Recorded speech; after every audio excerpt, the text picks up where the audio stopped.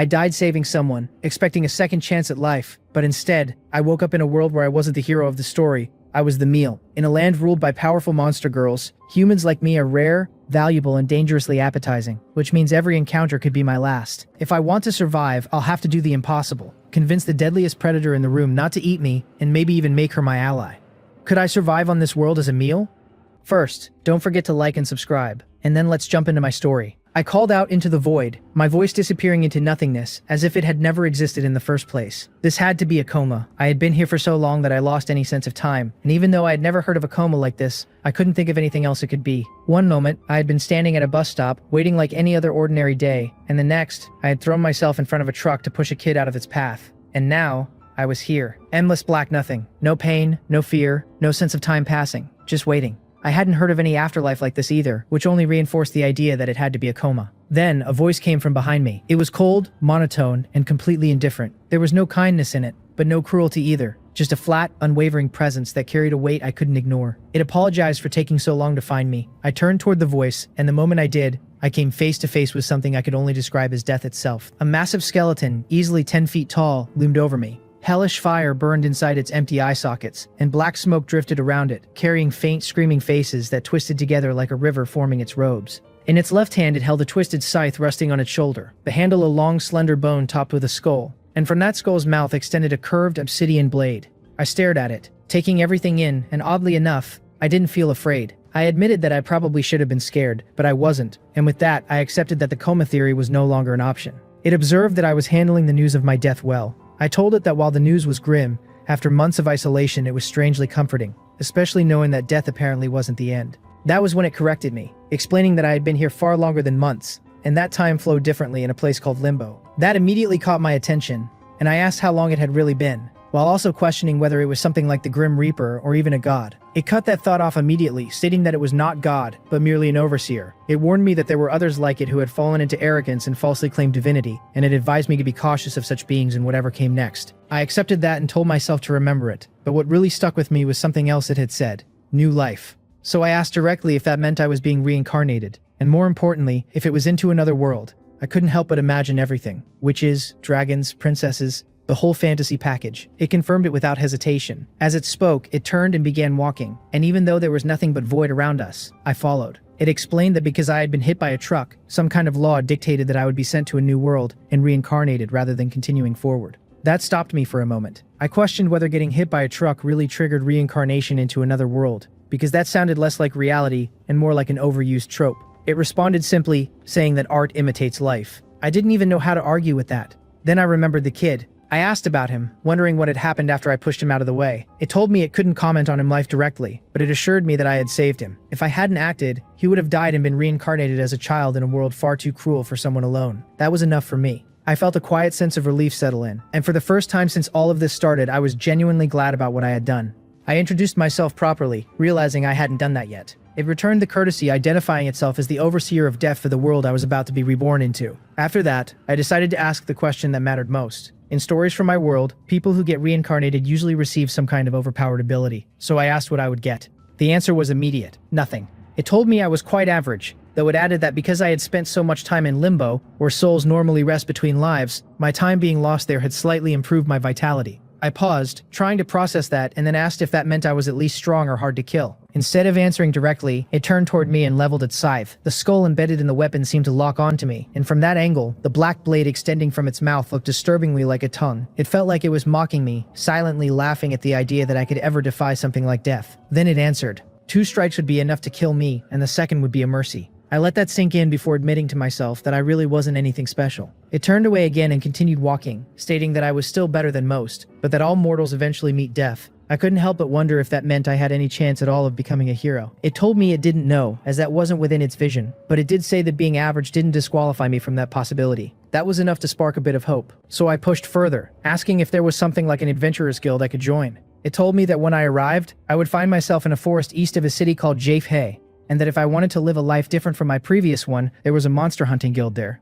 Then it gave me one final piece of advice: find the deadliest person there. Not long after that, it stopped walking. Even though the surroundings hadn't changed at all, I somehow understood that we had reached the end. So this was where we parted ways. I told it that I wished it well, even if I wasn't entirely sure how appropriate that was. And I thanked it, because regardless of everything, I owed it more than I could really put into words. Then, acting on instinct, I held out my hand. For a moment, it just looked at me, as if deciding whether or not I was worth acknowledging. Then, with something that felt like a quiet sigh, it reached out and took my hand. Its touch wasn't cold like I expected, nor was it burning. It was warm. It felt like the gentler version of death that people spoke about in stories. In that moment, I could sense 3 different aspects coexisting within it. The indifferent voice, the cruel scythe, and the strangely comforting guide. It told me farewell, and it added that I should do my best to avoid it, because it hoped we wouldn't meet again for a long time. Then, in an instant, everything changed. Light flooded my vision as the sun blinded me. Wind brushed against my skin, and the scent of flowers filled the air. I could hear the sounds of nature all around me. Just like that, I had been reborn into a new world. I walked through the city streets, my eyes constantly drifting from the architecture to the wide assortment of demi-humans moving around me. When I had first arrived in the forest, there had been a skeleton nearby with an oddly well-preserved backpack. Inside, I found clothes that fit me perfectly, and I quickly understood it as a parting gift from the overseer, something meant to help me blend in. So this is the city. It looked exactly like what I would have expected from a fantasy medieval setting, with horse-drawn carriages rolling along stone roads, sturdy houses built from rock and timber, different races walking side by side, and a castle standing tall in the distance, on elevated ground. Following the directions the guards had given me, I eventually reached an intersection and glanced up at the signs overhead. The symbols were completely unfamiliar, made up of shapes in different sizes and orientations, clearly the alphabet of this world. I couldn't help but wish I could read. Even so, I kept going, doing my best to navigate by matching symbols and remembering the guards' instructions. After a bit of trial and error, a large 3-story building finally came into view. 2 griffin statues stood at the entrance, and between them hung a heavy sign carved with the same unreadable symbols, which I assumed was the guild's name. The moment I stepped inside, the foyer opened into a massive space that stretched up to the 2nd floor. A railed gallery wrapped around 3 sides above, connecting rooms while overlooking everything below. A wide staircase split the hall down the middle, dividing the building into 2 distinct wings. To the right, there was a lively restaurant filled with movement, food being carried, drinks being served, and waitresses weaving through the crowd. To the left, the atmosphere shifted entirely. A wall was covered in papers that looked like job postings. Benches were arranged in the center, and a row of reception counters lined the far wall. There were people scattered throughout, wizards in robes, knights in armor, and others who carried themselves with quiet danger. Any one of them would have stood out back in my old world, but here, they all felt like part of the norm. So this is the Monster Hunting Guild. It really does feel like something straight out of an anime or an MMO, and everyone here looks like they belong in a fight, which just makes it harder to figure out who the deadliest person is supposed to be. I moved deeper into the restaurant, scanning the room carefully, and that was when I noticed her. She sat in the back corner, partially hidden from view. She was petite with a slim but athletic build, her figure balancing softness with lean muscle and the faint outline of abs. Her outfit was simple and flexible. A cropped tube top, fishnet sleeves, and loose pants. Her long black hair was tied into a high ponytail, with angled bangs and loose strands framing her face. She was undeniably attractive, but not fragile. Her pale skin and sharp features reminded me of moonlight reflecting off steel, and her vivid green eyes stood out against the contrast. Even without seeing any weapons, I could tell she was some kind of ninja, or at least, this world's version of one. She looked closer to a waitress than the other hunters around her, but despite that, there was something about her presence that felt dangerous. There was no doubt in my mind. I walked over and sat down at her table, and before I could even say anything, she spoke without looking up. Her tone was cold and dismissive as she asked what I wanted and called me a farm boy. I froze for a moment, caught completely off guard. I had always been more on the introverted side, and approaching a stranger like this, especially a girl, wasn't something I was used to. So this is how it starts, I thought to myself. I couldn't exactly tell her I had been reincarnated, and there was no way I could mention that death had sent me here. I introduced myself as Leon and awkwardly asked what made her think I was a farmer. She answered simply that she could tell.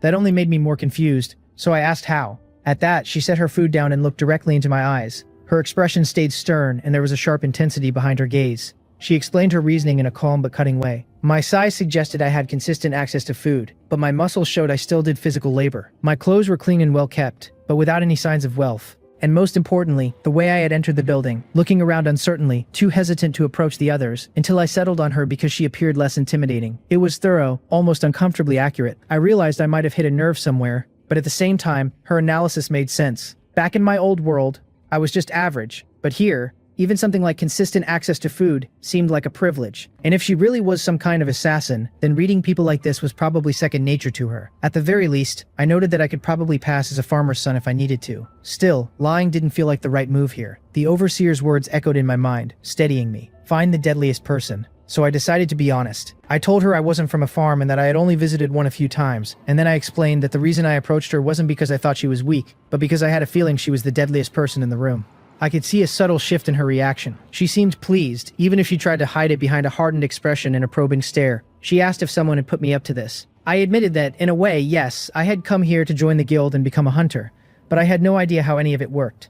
As she had already figured out, I was completely lost, and to make matters worse, I had no money and couldn't read. As soon as I said it, I felt the weight of how it sounded. First interaction in a new world, and I had already introduced myself as lost, broke, and clueless. Not exactly a strong first impression. Still, I pressed on, making it clear that I wasn't joking. I told her I had been instructed to find the deadliest person there, and after looking around, I believed that was her. She asked who had told me that, and I answered, a bit awkwardly, that it was Def. For a brief moment, I braced myself, half expecting things to go very badly. Instead, she leaned back slightly, her expression softening into something more neutral, as if I had genuinely caught her interest. She explained that she had been trained to analyze people, and based on that, I was either foolish, unstable, or an exceptionally good liar. Still, she decided to humor me and ask what I actually knew about hunters. That alone felt like a small victory. I gathered my thoughts and admitted that my understanding was pretty basic. Hunters took jobs to kill monsters, they used magic, and they went on adventures at least sometimes. Saying it out loud made me realize how little I actually knew. She followed up by asking if I knew my attributes or abilities.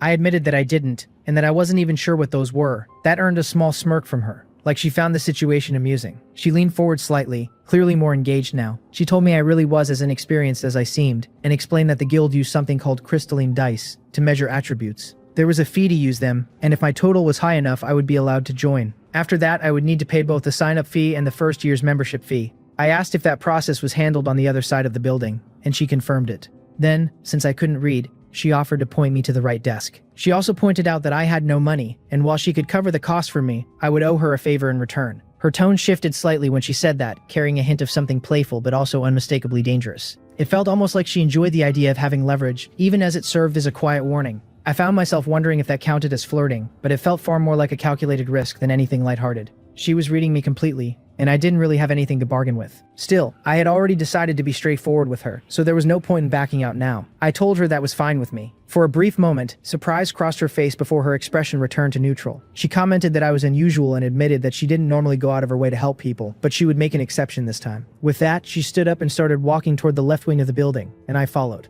As we moved, I realized there was one thing I hadn't asked yet, so I mentioned that I hadn't gotten her name. She answered simply, Rika. I followed Rika into the left wing of the guild hall, where a receptionist stood behind one of the counters. Rika spoke first, explaining that I was there to have my attributes and abilities checked, and that she would be covering the cost while observing. The receptionist acknowledged it and gestured for us to follow. We were led into a back hallway, and through one of the doors was a private room with a large table at its center. Shelves and bookcases lined the walls, filled with boxes that the receptionist began opening. From them, she pulled out what looked like dice, 3 with 8 sides and 12 with 12 sides, each in a different color. Rika explained that these were crystalline dice, and she pointed out that the 3 diamond-shaped ones were for attributes, mana, chi, and essence, while the 12-rounder ones represented abilities like strength and intelligence. I asked about the difference between mana, chi, and essence, trying to keep up with everything. She explained that chi was energy drawn from the body and used to enhance it, which was what she specialized in. Mana and essence were similar in concept, but since she didn't have those attributes herself, she didn't go into detail. She only mentioned that mana came from the mind, while essence came from the soul.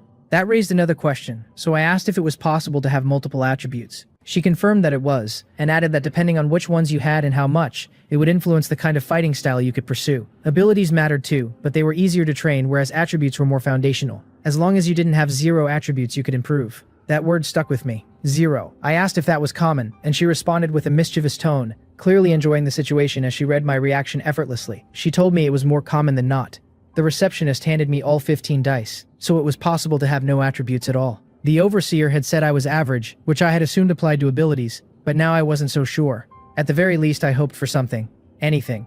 I told myself this was the moment of truth and rolled the dice across the table. They bounced and spun, each glowing in its own color before settling into place. My attributes and abilities had been decided. I focused first on the 3 8-sided dice. The blue one landed on 0. I shifted to the red one, also 0, then the green one, 0 again. My heart sank as I stared at the results. So that was it. No attributes at all. The overseer had said I had a chance, but what kind of chance did I have with nothing to work with? Rika suddenly laughed, openly amused, before composing herself and telling me not to look so defeated just yet. She pointed me toward another die on the table. On the other side, she and the receptionist were both looking at a gold-colored die that had landed on 12. The maximum value. That caught my attention immediately. If that was the highest possible result, then it had to mean something good. I asked what ability it corresponded to. Instead of answering directly, Rika poked my chest and explained that the gold die represented vitality. Everything else about me was average, but in her words, I would make an excellent punching bag. Then, almost casually, she asked if she could test that by stabbing me.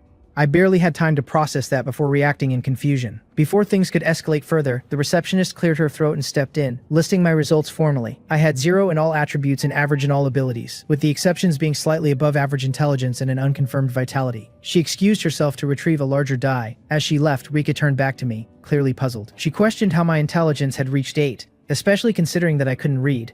I admitted that I had been a student in my previous life, which seemed to surprise her. Then I redirected the conversation, asking about the punching bag comment and why the receptionist needed another die. Rika explained that abilities for humans typically ranged from 1 to 10, and while attributes could temporarily boost them during combat, 10 was considered the natural limit. Those who exceeded their racial limits were often referred to as heroes. That made me pause. I asked if that meant I was a hero. She dismissed the idea immediately, explaining that heroes usually had most of their abilities above 10, along with attributes. In contrast, I had no attributes, and only average abilities. When everything was combined, I was still about 20 points short of qualifying for the guild. To make up for that gap, my vitality would need to reach at least 32, which she compared to something on the level of dragons. That led me to another question. I asked what vitality actually represented, because even if it was health, the idea of a dragon only having 6 times the vitality of a human didn't seem right. She clarified that the scale wasn't linear. The gap between each number increased as the value rose, meaning the difference between 5 and 6 was smaller than between 6 and 7, and so on. As for what vitality itself meant, she described it as overall health, recovery, stamina, resistance to illness, and similar factors. So essentially, I was just a normal person with an unusually large health pool. The overseer had mentioned that I had spent too long in limbo, which probably explained why this was the one area where I stood out. The receptionist returned carrying a tray, and at its center was a gold 20-sided die. She told me to roll whenever I was ready. Another moment of truth.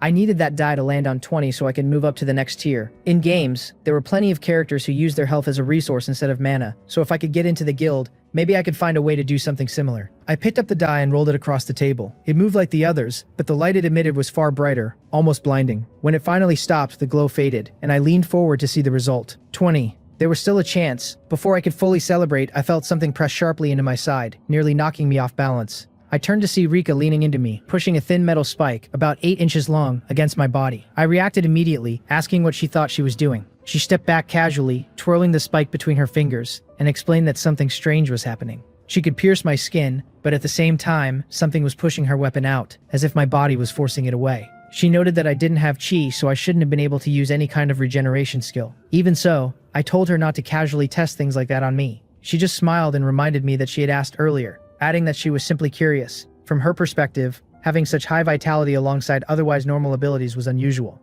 She mentioned that while she could physically push me off balance, she couldn't actually harm me in any serious way, reinforcing her earlier point that I really was a punching bag. The receptionist cleared her throat again, drawing our attention. She explained that she would need to inform the guild master about my results, and that he would likely arrive in the afternoon to continue testing. In the meantime, she asked me to wait either nearby or in the guild hall. She then led us out of the room and back into the main foyer before giving a polite bow and leaving. Rika watched her go, then turned back to me, admitting that she had been curious about my results, and that I had exceeded her expectations. Not bad for someone she had initially written off as a farm boy. I asked if she was leaving. She confirmed that she had to go, explaining that she and her party had an important raid that night and that she had only come to the guild to pick up supplies and get lunch. Before parting, she advised me to be careful and not to trust others so easily. She also told me to share my results with her when she returned. She smiled once more before turning and walking away. I sat down on one of the benches in the center of the left wing and watched her leave, taking a moment to reflect. Rika gave off an undeniably dangerous presence, but once I got her talking, she was surprisingly approachable. She had tested my durability in a way that could have gone badly, but it hadn't felt malicious. For a first friend in a new world, she wasn't a bad outcome,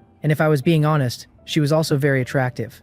I couldn't help but think back to the Overseer of Death, and quietly appreciate the situation. When I arrived at the guild hall again, it was already around lunchtime. A few hours had passed since the test, and the earlier crowd had come and gone. Now, a different wave of people was beginning to filter in for dinner, and it was during that lull that a receptionist approached and called for me. She thanked me for my patience and asked me to follow her. I did, walking once more through the back hallway, passing the same room where I had rolled the dice earlier, and continuing all the way to the end of the corridor. She knocked on a door, then opened it and gestured for me to step inside. The room beyond was the guildmaster's office. A large wooden desk dominated the space, with bookshelves lining the walls and wide windows stretching across the far side, letting in a soft, steady light. Sitting behind the desk was an older man, completely bald, with a long white beard that reached his chest. His face was marked with deep lines, but his eyes were sharp and calm, carrying a quiet authority. He wore simple, faded gray robes that looked more suited to a monastery than an office. And despite his age, his body appeared disciplined, as if shaped by years of training and meditation. An old monk, now serving as the guild master. He didn't carry the same obvious sense of danger as Rika, but there was a steady, grounded intensity about him.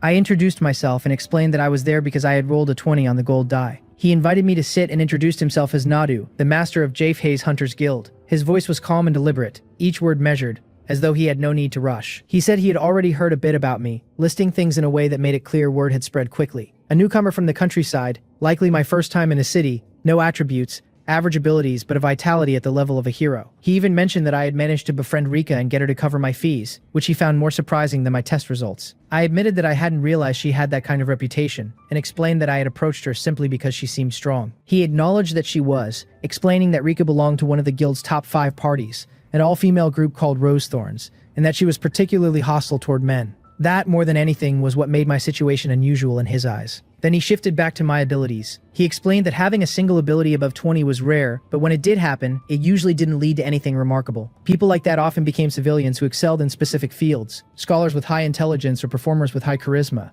but still lived relatively normal lives. Vitality, while useful, wasn't tied to any particular profession. I asked what he meant by that, because I hadn't come this far just to be told it didn't matter. He agreed that there was more to discuss, but first he wanted to confirm my vitality. Only after that would we talk about what I could actually do, assuming I passed. He reached beneath his desk and pulled out a strange cylindrical die. Its ends were shaped like pentagonal pyramids, while its sides were made up of triangles and diamond shapes, forming a structure that felt oddly perfect, even in a world already filled with magic. He explained that this was a special die, one that could only be used once. When rolled, it would split into 2, one showing the tens place and the other the ones. Then he told me to go ahead whenever I was ready, so it came down to this again. Another roll, another moment that would decide everything. I needed at least a 32 to qualify. Just the level of a dragon's health. No pressure. I rolled the die. The moment it struck the table, it cracked apart, splitting into 2 pieces that exploded with blinding light. Compared to the earlier dice, this was on an entirely different level. I instinctively raised my arms to shield my eyes, wincing as the brightness flooded the room. After a moment, the light faded.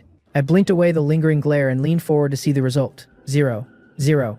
I froze, staring at the numbers, unable to process what I was seeing. 0. That didn't make any sense. Shouldn't I have gotten at least 20? Or was 20 just the minimum? Did that mean a 1 would have been 21? My thoughts spiraled as I tried to make sense of it. Then Nadu spoke, almost under his breath, noting that it was an actual 100. That snapped me out of it. I looked at him, trying to confirm what I had just heard. He explained that while it was technically undetermined, there likely wasn't a die large enough to measure beyond this. As far as he knew, nothing existed with an ability reaching 100. So those 3 zeros meant 100. For a moment, that felt incredible. But his tone shifted immediately, growing heavier. He told me that it was actually very bad. There were creatures in this world that fed on human vitality, vampires, liches, banshees, and others. And to them, I would be like a feast, a walking source of immense power. And with everything else about me being so average, I wouldn't be able to defend myself. I would be easy prey. He added that there had already been recent reports of vampire and succubus attacks within the city. Then he stood up, his gaze sharpening. He admitted that, truthfully, eliminating me now would be the safest option, before something worse found me.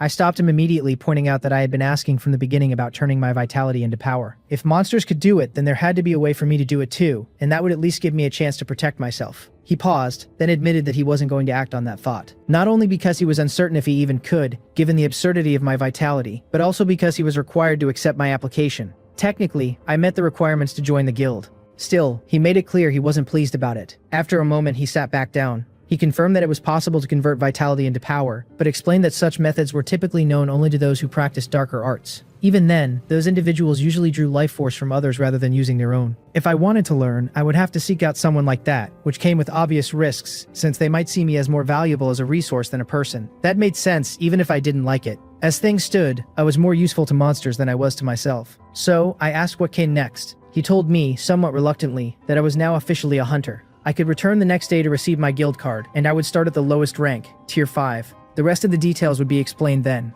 More importantly, he stressed that I needed to keep my situation a secret, for both my safety and everyone else's. He mentioned that he would reach out to some of the more questionable hunters in the guild to see if any of them had knowledge that could help me make use of my condition. I accepted that. So this was it. I was a hunter now. Even if the introduction had been a bit intense, I found myself looking forward to what came next. There was a quiet excitement building in my chest. A lot had happened in a single day, but for the first time it felt real. My new life had finally begun. I stood in the city square beside the guild, watching as the sun slowly dipped below the horizon. I had nowhere to stay, and since arriving in this new world, I hadn't eaten or slept once. Tonight, and probably a few more nights, I would be out on the streets. I could eat if I wanted to, but I didn't feel any real need to. The same went for sleep. That raised a quiet, unsettling question in my mind. Did I not need them anymore? And if that was the case, could I even starve to death? I began pacing as I thought it through, trying to make sense of my situation. How much could I actually heal through? Rika had said I didn't have any regeneration skills, but when she tested me with that needle, my body had pushed it out on its own through healing. That suggested something deeper. Maybe basic human healing scaled with vitality. That would explain what I experienced. But then that brought me back to the original question. Could I out-heal starvation? It should have been impossible. Food was a resource, something the body needed to function. And yet, I didn't feel hunger at all. I glanced around the square. People were heading home, most of them human, with the occasional demi-human mixed in. The city was settling into the night. I ended up speaking my thoughts out loud, more to organize them than anything else. I decided I should still eat and sleep whenever possible, because even if I didn't need them, I didn't want to lose what made me human. For now, I would rely on my vitality until I found a way to properly establish myself. With that settled, I started walking through the city, partly to pass time, and partly to find somewhere to rest.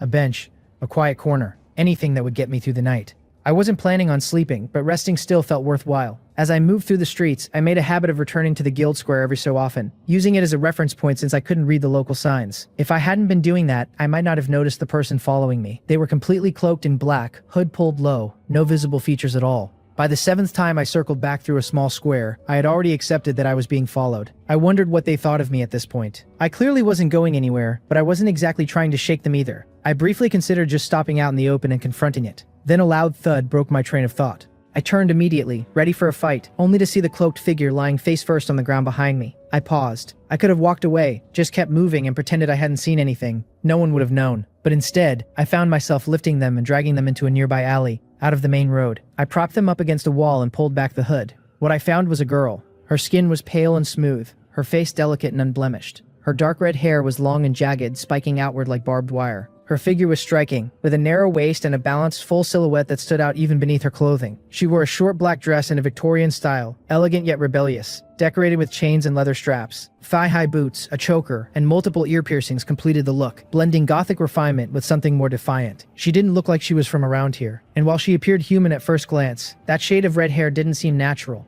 Then again, I had already seen enough variety in this world to know that appearances could be deceiving. My thoughts were interrupted by the sound of her stomach growling. That immediately reminded me of what Nadu had said about recent vampire attacks. Could she be one? The pale skin, the red hair, it fit. Maybe she had passed out from hunger. Maybe she had been unable to find anyone to feed on. Or maybe I was overthinking it. Curiosity got the better of me. I crouched down and gently touched her face, then carefully parted her lips with my thumb. That was when I saw them. 4 fangs where her canine should have been. Long, sharp, and slightly curved inward. Not just for piercing, but for holding. Strangely enough, they looked almost delicate in their own dangerous way. I leaned in a little closer to examine them, even though I was fully aware of how questionable the situation looked. Then my finger lingered too long. A small cut. A drop of blood fell onto her tongue. I reacted instantly, but before I could pull away, her hands shot up and grabbed my arm. She was smaller than me, her fingers unable to fully wrap around my forearm, yet her grip held me in place. Her eyes fluttered open slightly, revealing a faint amber glow, and she began to feed. Her movements were slow at first, almost instinctive, as she drew in the blood. There was a strange intensity to it,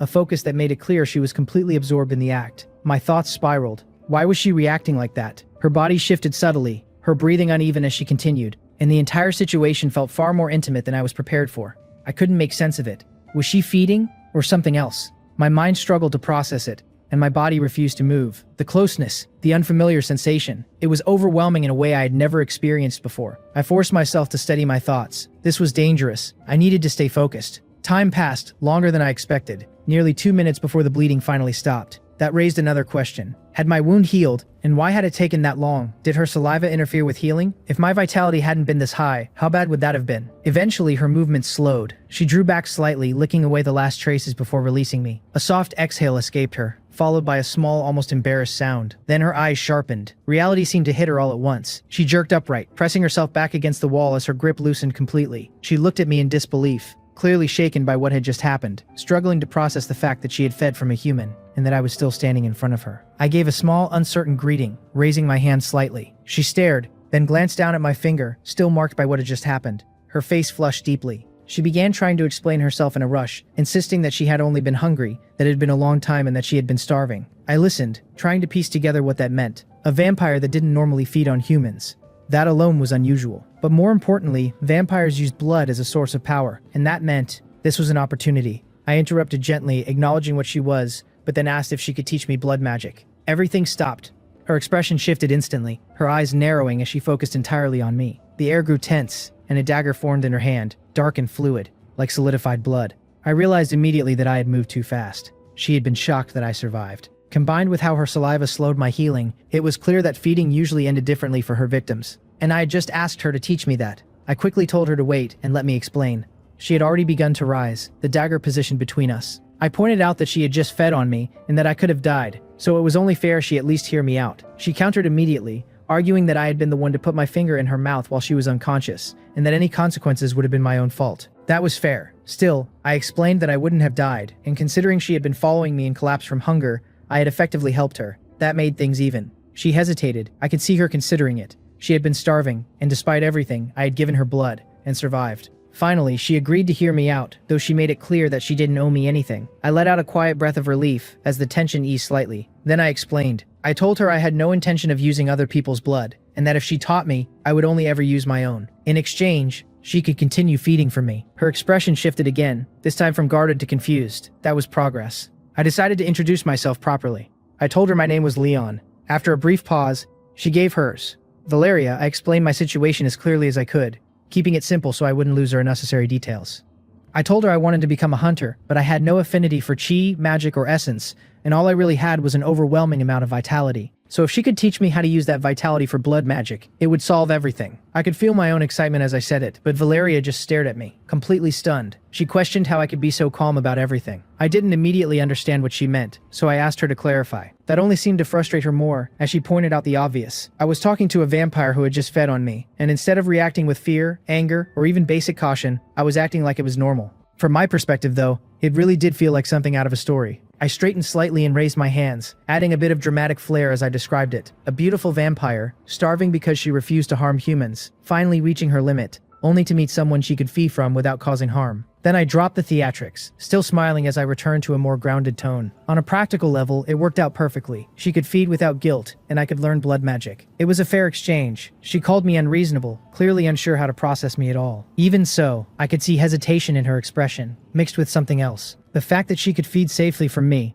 and that she had already experienced it, clearly affected her. She admitted she needed time to think, and asked me to tell her more about myself. That caught me off guard for a moment, but I didn't mind. If anything, I found it a little endearing how cautious she still was, even though she was more than capable of overpowering me if she wanted. I sat down against the wall, settling into a more relaxed posture. I started with the basics, explaining that I had arrived in the city that very morning, and since I had no money, I had just been walking around in circles to pass the time and get through the night. She sat down as well, keeping a small distance between us, listening quietly. I continued, mentioning that before this, I had been at the Hunter's Guild. I had technically passed the exam, which meant I was now a hunter, but without any attributes. I was still essentially just human. She picked up on that immediately, connecting it back to what I had said earlier about my vitality. She understood that my score must have been high enough to carry me through the test, and she seemed surprised that there was no strict requirement for attributes. I told her it surprised me too, but apparently, it was allowed. And as she could see, my vitality was high enough to keep me alive even after what had just happened. She observed that I did seem unusually energetic,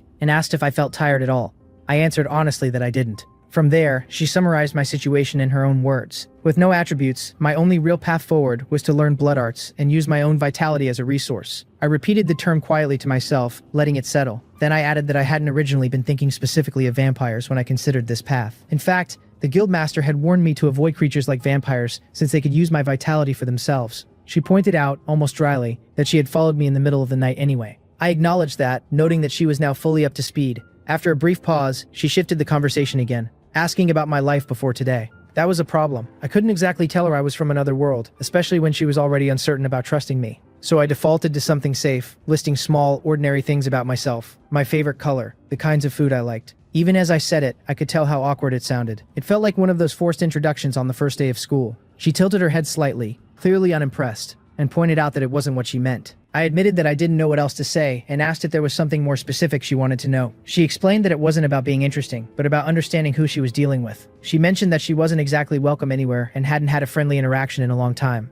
That shifted the tone. I let out a quiet breath, realizing I had been approaching this too lightly. I admitted that I understood her caution, and at the same time, I found it strange how little caution I was showing myself. The guildmaster had described me as something that monsters would seek out, and yet here I was, speaking with confidence in a situation that should have been far more dangerous. It didn't match who I used to be. I had always been quiet, reserved, someone who avoided standing out. But now, I was acting differently. I paused, thinking it through as I spoke. I told her that I had recently come close to death, and now I was here, alone in a completely new place with nothing tying me down. No family, no home, nothing to return to.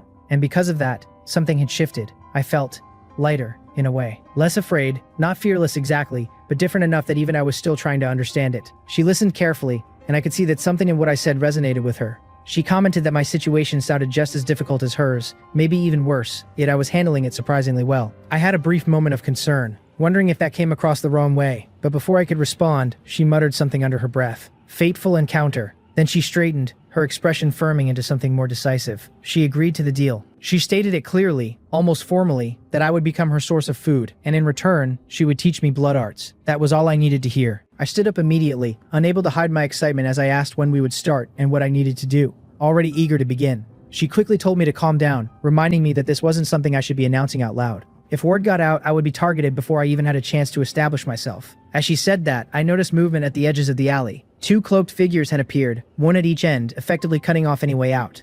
I couldn't help but comment on the timing. Valeria stood up beside me, shifting into a defensive stance as she formed the same crimson dagger in her hand. She clarified that they weren't after me, but after her. These were assassins who had been tracking her. As I watched, blood began to flow from their hands, rising into the air and shaping itself into weapons. The liquid twisted and condensed into thin, elegant blades, rapiers made entirely of crimson, with fluid handles that continued to move like living streams. So these were the ones behind the recent attacks. While Valeria had been starving herself and running, they had been feeding freely. I raised my fists instinctively, settling into a stance as I prepared myself. It seemed my first lesson was about to begin. Valeria shut the idea down immediately, saying there would be no lesson, not here, not now, and that I was still just a human while she couldn't take both of them on. We needed to escape. I stood back to back with her as the 2 vampire assassins closed in, each cloaked in dark robes and wielding a crimson rapier formed from their own blood. I pointed out that escape wasn't exactly simple when both exits were blocked. Even as I spoke, I kept observing. Valeria's dagger was made of solidified blood, but theirs was different. The handles and guards still flowed like liquid. That suggested a more advanced technique, or maybe just a greater supply of blood to manipulate.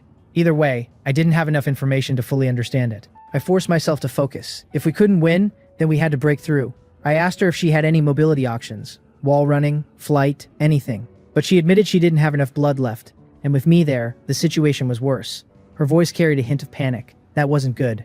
Before I could respond, the assassins attacked. They thrust their rapiers even from a distance, and as they did, the blades extended, more hardened blood forming along the weapon, increasing both reach and speed. I reacted instantly, warning her and shoving her aside. The attack struck me instead. Both blades pierced into me, but only a few inches before bending and shattering. Fragments of crimson scattered outward, still carrying the force of the impact. They hadn't realized what had just happened. My healing had limited the depth of the wounds, and because the attacks came from opposite directions, their momentum had canceled out, causing the blades to break apart violently. The moment of shock was all I needed. I grabbed Valeria's hand and ran, pulling her toward the city square. Behind us, the vampires were already reforming their weapons. As I moved, a thought clicked into place. They didn't feel like true assassins, more like hired killers. I shifted direction slightly and charged straight toward the one blocking our path, placing myself between him and Valeria as he thrust again. This time, the blade lodged into my chest. Right on cue, the second attack came from behind. Without turning, I pulled Valeria in front of me and held her close, bracing myself as the second strike hit my back. It was stronger than the first, but still not enough to fully overcome my healing. With nothing countering the force this time, we were both sent tumbling out of the alley and into the open square. I hit the ground hard, but I recovered quickly, pushing myself up and helping Valeria to her feet. I mentioned that I had suspected they weren't professionals, and asked if she had a bounty on her. She deflected the question, asking instead what made me think they weren't trained assassins. That was answer enough. I let it go for now. I explained my reasoning anyway. If they were true assassins, they would have attacked from above, or used stealth. Instead, they had blocked exits and relied on direct confrontation. Effective, but not subtle. And after being caught off guard once, they were likely to fall back on the same extended thrust technique. Right on cue, they stepped out of the alley, calmly reforming their weapons and even licking the blades as they approached. I couldn't help but comment on how excessive that was. At the same time, I noted that they had probably realized I had some form of healing, especially since vampires possessed anti-healing properties in their saliva. I kept analyzing. Would they keep using the same attack? It extended their range, but it likely consumed blood. Out here in the open, we had more room to dodge, but they still had the advantage in reach. I glanced behind us and pointed out that the Hunters Guild was nearby and also functioned as an inn, but Valeria immediately rejected the idea. As a vampire, she would be attacked on sight. The two assassins advanced slowly, positioning themselves carefully but not fully surrounding us yet. I considered retreating deeper into the alleys. It would limit their long-range attacks, but if we got trapped in a dead end, we would be finished. There really weren't many options left. I started to say as much. And then it happened. A sudden, heavy impact. Everything slowed. I had hesitated too long. The extended rapier pierced straight through my chest, passing through my heart and out my back. Without my healing bracing against it in time, I could feel just how powerful the attack truly was. My hand moved instinctively, gripping the blade. But even then, I couldn't break it. For a brief moment, a thought crossed my mind. Was this it? Even with everything I had, could I still be taken down in a single strike? Valeria was holding on to me, saying something, but I couldn't hear her. All I could hear was my heartbeat. It wasn't slowing, it was accelerating. Each beat struck like a piston, forceful and relentless, driving something through me. With every pulse, vibrations traveled through the blade like metal clashing against metal.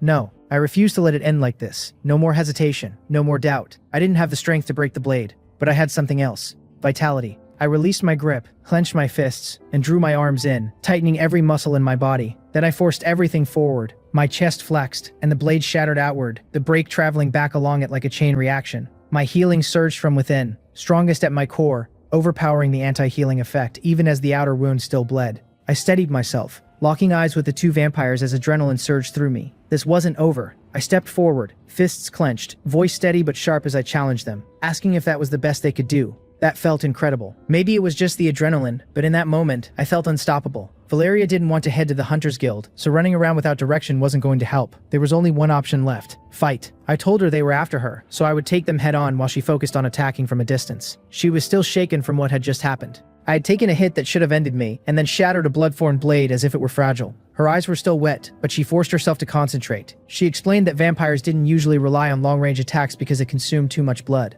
I told her I would make up for that afterward, and urged her to use everything she had. Then I moved. I sprinted toward the two vampires, and they rushed toward me in response. She tried to call out, but by then it was already too late to hesitate. They were faster. The distance between us vanished almost instantly, and the one whose weapon I had shattered earlier took the lead. Charging in with his fists raised, he launched into a high kick aimed at my head. I brought my arms up just in time, but the force still broke through my guard. Without stopping, he landed, spun, and drove a second kick straight into my stomach, sending me crashing to the ground. Before I could recover, the second vampire followed up, leaping over the first and driving his rapier down in a plunging strike that pierced directly through my heart. I reacted without fear this time, pushing through the pain as I flexed my chest again, shattering the blade from within. Then, without wasting a moment, I grabbed one of the shards and drove it into his forearm. At the same time, Valeria moved. She raised her hand toward the sky as blood flowed upward along her arm, defying gravity. Dozens of droplets gathered above her, suspended like glowing red stars. Then she completed her technique. The droplets hardened into sharp spikes before raining down in a wide, fast barrage.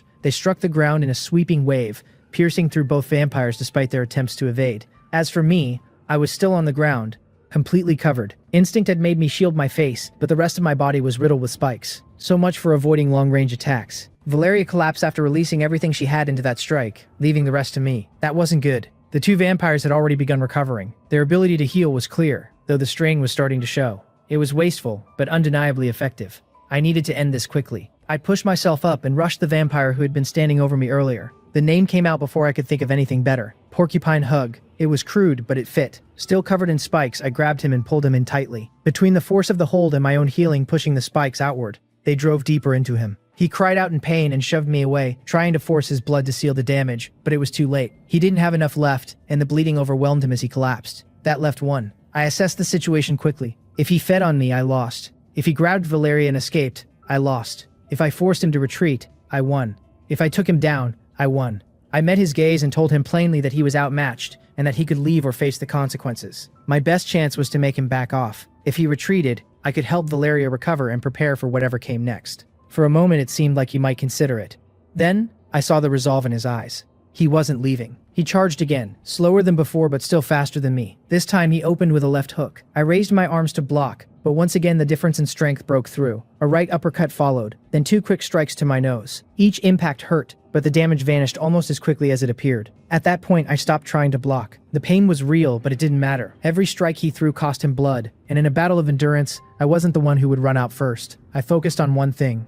Eventually, he would try to bite me. That was the one attack I couldn't allow. The barrage continued. Punches, kicks, but they no longer sent me flying. I held my ground, maintaining eye contact, steady and unshaken. Despite everything, I found myself smiling. I stood between him and Valeria, unmoving. When the moment came, I saw it. He set it up with a left uppercut, then drove an elbow into my stomach, positioning himself perfectly to go for my neck. As his fangs came down, I struck first. A clean uppercut snapped his head back, forcing his jaw shut before he could bite. He retreated, putting distance between us. For a moment, I thought he might finally run. Then everything changed. A short blade pierced through his heart from behind, cutting cleanly through his blood burst outward. The weapon looked like a wakizashi, and the force behind it carried through with a sharp gust of wind. The vampire tried to retaliate, swinging backward, but the attacker had already moved. Rika. She balanced effortlessly, using her blade as a pivot point while avoiding his strike. Her movements precise and controlled. As the vampire collapsed, she spoke calmly, as if stating something obvious. Vampires stored their blood in their hearts and could recover from most injuries, even direct strikes to that area. I noticed immediately that Rika wasn't in perfect condition. Her breathing was slightly uneven, and her body carried fresh scars and bruises, signs of whatever she had just come from. Even so, she continued calmly, explaining that since vampires stored their blood in their hearts, targeting that area was the most effective way to drain their reserves. I called out to her, relieved to see her again. She greeted me casually, calling me farm boy as usual, and admitted she was impressed that I had managed to hold my own against 3 vampires. I agreed without hesitation. Then I paused. 3? Before I could fully process that, she stated that she would finish off the girl, saying it was too risky to leave a vampire alive. I stepped in immediately, stopping her and telling her that Valeria was actually my friend. Her entire demeanor changed in an instant. Her eyes locked onto me, and her voice sharpened with anger as she questioned me. She reminded me that she had warned me to be less trusting, and now I had gone and befriended a vampire. I tried to explain, telling her that Valeria was different, that she was vegan. That only made things worse. She questioned what that even meant, and pointed out how easily I had accepted it. From her perspective, it was absurd. I admitted that it sounded strange, but I didn't think Valeria had been lying. She countered immediately, stating that vampires fed on humans, and that deception would be second nature to them. To her, Valeria wasn't just dangerous. She was a monster, something that only looked human. I responded without thinking too much about it, pointing out that Rika herself killed people, yet I trusted her. That caught her off guard. For a brief moment she froze, and I noticed a faint shift in her expression, a hint of color rising to her cheeks. She dismissed it quickly though, explaining that it was different. I could trust her because she was herself, but that didn't mean I should trust others so easily, including her. I understood what she was saying, but I didn't back down. I told her that I had felt the same kind of presence from Valeria as I had from her, and that was enough for me. I trusted that instinct. I also explained that Valeria had already agreed to teach me blood arts, and in exchange I would feed her. She seemed to genuinely have an issue with harming humans, which was why she described herself the way she did. Rika paused, then asked if I had already fed her. I confirmed it. Her expression shifted again, this time to something closer to disbelief. I told her I would wake Valeria up so she could evaluate her properly. Then she asked if I had passed the hunter exam. Her tone had softened completely, and there was something else there, something almost apologetic. I told her that I was officially a hunter now. With that settled, I walked over to Valeria, who was still unconscious. I knew I had to feed her again, but this time Rika was watching. I hesitated for a moment. Surely it wouldn't be the same as before. I knelt down and carefully placed my finger in Valeria's mouth again. Her fangs pierced my skin, and as the blood began to flow, she reacted immediately. Her hands wrapped around my forearm, and she began feeding again with the same intensity as before. Her movements were just as instinctive, her body responding in ways that made the situation feel far more personal than it should have. I could feel Rika's gaze on my back, sharp and unrelenting. She asked if this was the reason I trusted her. Her tone carried more irritation than anger, as if she was holding something back. After what felt like a long stretch of time, Valeria finally opened her eyes. She looked up at me, her expression soft and unfocused, and noted that I had won. Her hand still held my arm, but now her grip was gentle, almost careful. That moment didn't last. Rika moved instantly, striking me in the side with enough force to send me away from Valeria. Before I could recover, she had already positioned herself between us. Her blade pointed directly at Valeria. She demanded to know who she was. I tried to introduce them properly, but Rika ignored me and kept her focus on Valeria. Valeria, to her credit, remained composed. She acknowledged that she would go along with it, recognizing that Rika was someone I trusted, and introduced herself simply as Valeria. Rika pressed further, demanding her full name. Valeria refused, explaining that she had abandoned her family and no longer used that name. That only made Rika more aggressive in her questioning. She asked how much Valeria had taken, what would have happened if she hadn't stopped, whether she could even stop, and whether she had truly been unconscious at all. It was a relentless interrogation. I thought about stepping in, but before I could say anything, Rika cut me off, pointing out that if I trusted Valeria, then I should let her answer. If there was nothing to hide, then there shouldn't be a problem. Despite the pressure, Valeria answered honestly. She admitted she didn't know how much she had taken. She had been unconscious, and to her I had felt like an endless source. If she hadn't stopped, she didn't know what would have happened. Vampires didn't naturally stop. They fed until interrupted or until nothing remained. The only reason she had stopped was because my wound had closed. Her voice remained steady, even though what she was saying clearly wasn't easy for her. Rika didn't ease up. She continued questioning her, asking about her behavior, her intentions, and why she was even in the city. Valeria pushed back slightly, denying any intentional manipulation, and explaining that my blood simply tasted unusually good. She dismissed it lightly, saying she would get used to it eventually. Then she stated her purpose. She had left her family and had been on the run for 2 years, arriving here only a few days ago. As for her name, she reaffirmed that she was simply Valeria, nothing more. Rika studied her for a moment, then finally lowered her blade. She admitted that she still didn't trust her and that there were more questions to ask, but she didn't have time. She needed me, and she had already delayed too long. She told Valeria to stay put and made it clear she wouldn't allow her to contact me again until she was satisfied. That caught me off guard. I asked why she needed me. Her expression shifted again, that same hint of guilt returning. She answered simply that she did. I tried to suggest that Valeria could come with us, but Rika refused immediately, saying it was something personal and that Valeria would have to wait. The two of them exchanged tense looks again. Valeria agreed to stay, though she pointed out that she might have questions of her own and that trust went both ways. Rika responded by saying she could already tell Valeria was lying and warned her not to follow. It was clear this wasn't going to resolve on its own, so I stepped between them, cutting through the tension. I suggested that I would go with Rika for now, and afterward we could regroup, maybe over breakfast, and sort everything out. Then I asked how long it would take. She didn't give a clear answer, only saying we should move quickly. Before I could say anything else, she grabbed my hand. As she turned, she met Valeria's gaze one last time, giving her a small, confident smile while still holding on to me. Then she pulled me along, breaking into a run as she led me away from the busy center of the city. As we moved, she spoke again, her voice quieter this time. She asked if I trusted her. Rika led me quickly toward the outer parts of the city, where the dense clusters of buildings gradually gave way to larger homes with wide-open plots of land. As we moved, she asked if I trusted her. I answered that I did, but I couldn't help asking if this was about Valeria, or if it had something to do with the guilt she had been carrying. She muttered that if someone like me could pick up on that, then she was losing her edge. That only made me more curious, so I asked what kind of favor she needed that had been bothering her so much. She paused, clearly thinking it over. Then she said she had originally planned to tell me and give me a chance to back out, but now, considering my new vampire friend, she had changed her mind. She wasn't going to tell me anymore. I stared at her, trying to process that. So she was asking me for a favor while refusing to explain it. I asked why she had suddenly decided not to tell me, and she simply reminded me that I said I trusted her, so I should trust her. I tried asking for at least a hint. She refused. At that point, I couldn't tell if she was upset, annoyed, or something else entirely. Her behavior didn't line up cleanly with anything I could read. Before I could press further, she stopped. We had arrived. In front of us stood a large ornate manor. A carved stone fence surrounded the property, high enough that only the upper floors were visible from the outside. A heavy metal gate marked the entrance, and beyond it, neatly arranged flower beds lined a circular carriage path leading to the front doors. I couldn't help but react. The place looked impressive. I asked if she lived there. She answered simply that she didn't. Then she pushed the gate open and pulled me inside, closing it behind us, before continuing toward the entrance. I asked again why we were here, but she didn't respond.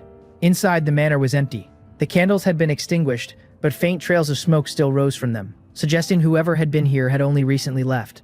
Despite that, everything was well maintained. She didn't slow down, pulling me deeper into the building and then down into the basement, still holding my hand as we descended. Before we reached the bottom, I could hear voices, 2 women arguing. One insisted they had no choice, warning that even if the person in question resisted, the king would kill them all. If he found out, the other argued back, saying they couldn't force her, that she had already endured this long, and that they should focus on finding another solution. A third voice added that they were searching through books, but this wasn't something people just casually dealt with. We stepped into the room. There were 3 women inside, all bearing fresh injuries, just like Rika. This had to be her party. Rose thorns.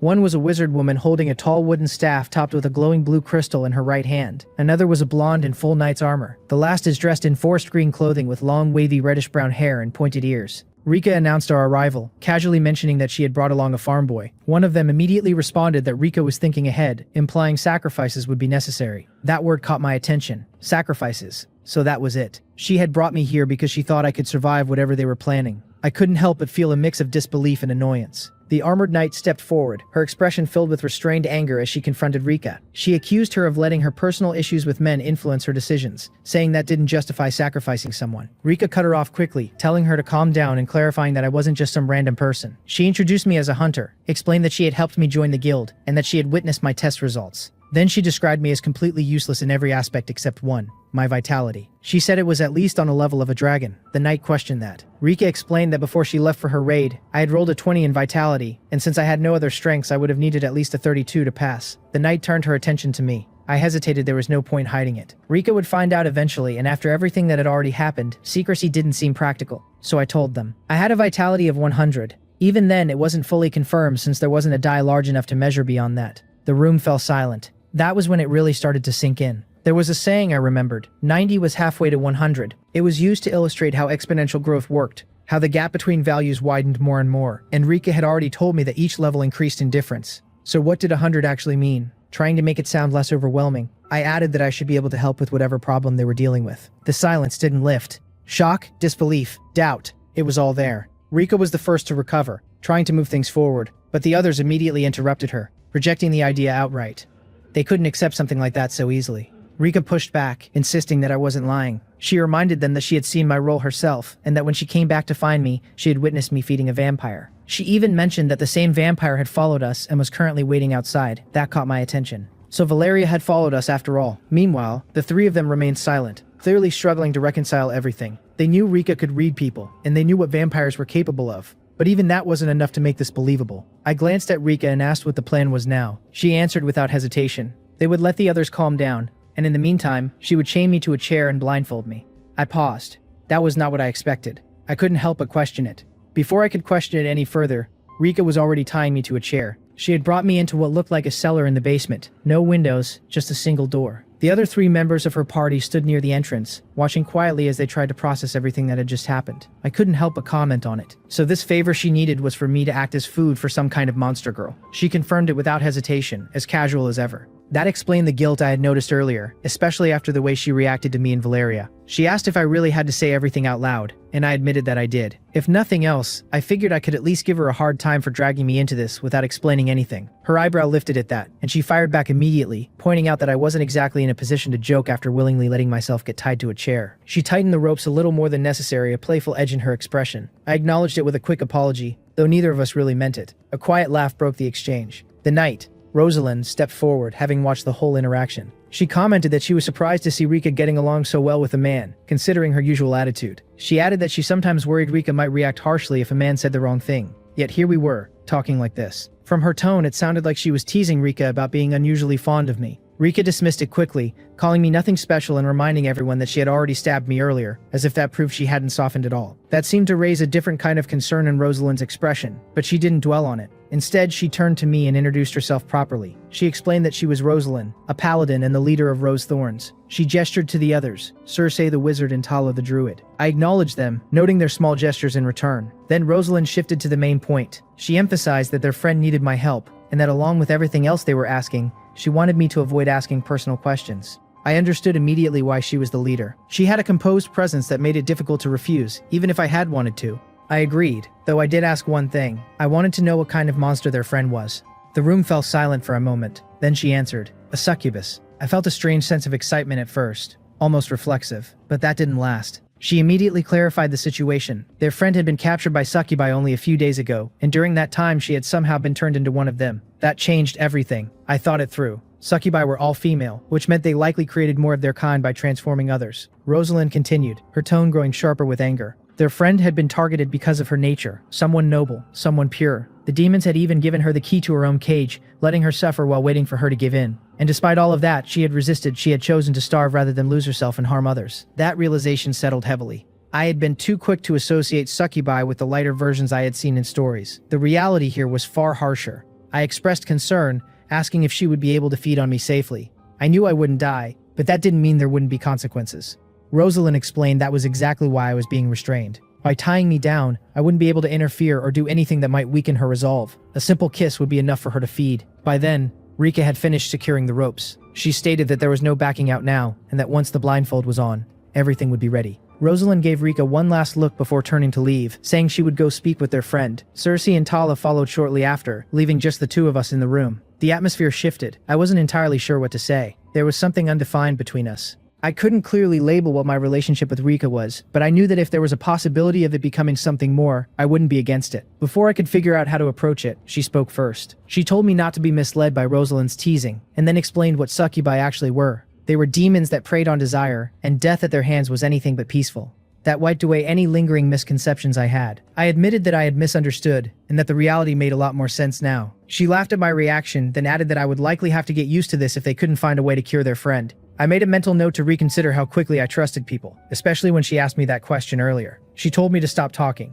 Then she leaned in. Her face came close, her eyes meeting mine, and I caught a faint blush paired with a genuine smile. It was the last thing I saw before she covered my eyes with the blindfold. Darkness. Silence followed. I wondered if she had already left, but I hadn't heard her move, not even the door. I called out to her, but there was no response. She really was skilled. Then I felt it, a soft warmth against my lips. It was brief, almost fleeting, but unmistakable. A light kiss that lingered just enough to leave an impression before it was gone. Before I could react, I heard movement. Footsteps, quick and quiet. The door opened, then closed. And just like that, I was alone again. Tied to a chair and blindfolded, I sat alone in the middle of the cellar, still trying to process what had just happened. Rika had just stolen my first kiss while I couldn't even move, and the worst part was that I had been fully awake for it. There was no way she hadn't known I would realize it was her. So she does like me. The thought settled in easily, but it only led to more questions. Why do it like that? It felt exactly like her, avoiding things directly, acting difficult, hiding what she actually felt behind that sharp, bratty attitude. The warmth of that moment still lingered on my lips. Back in my previous life, I hadn't exactly been lucky when it came to relationships,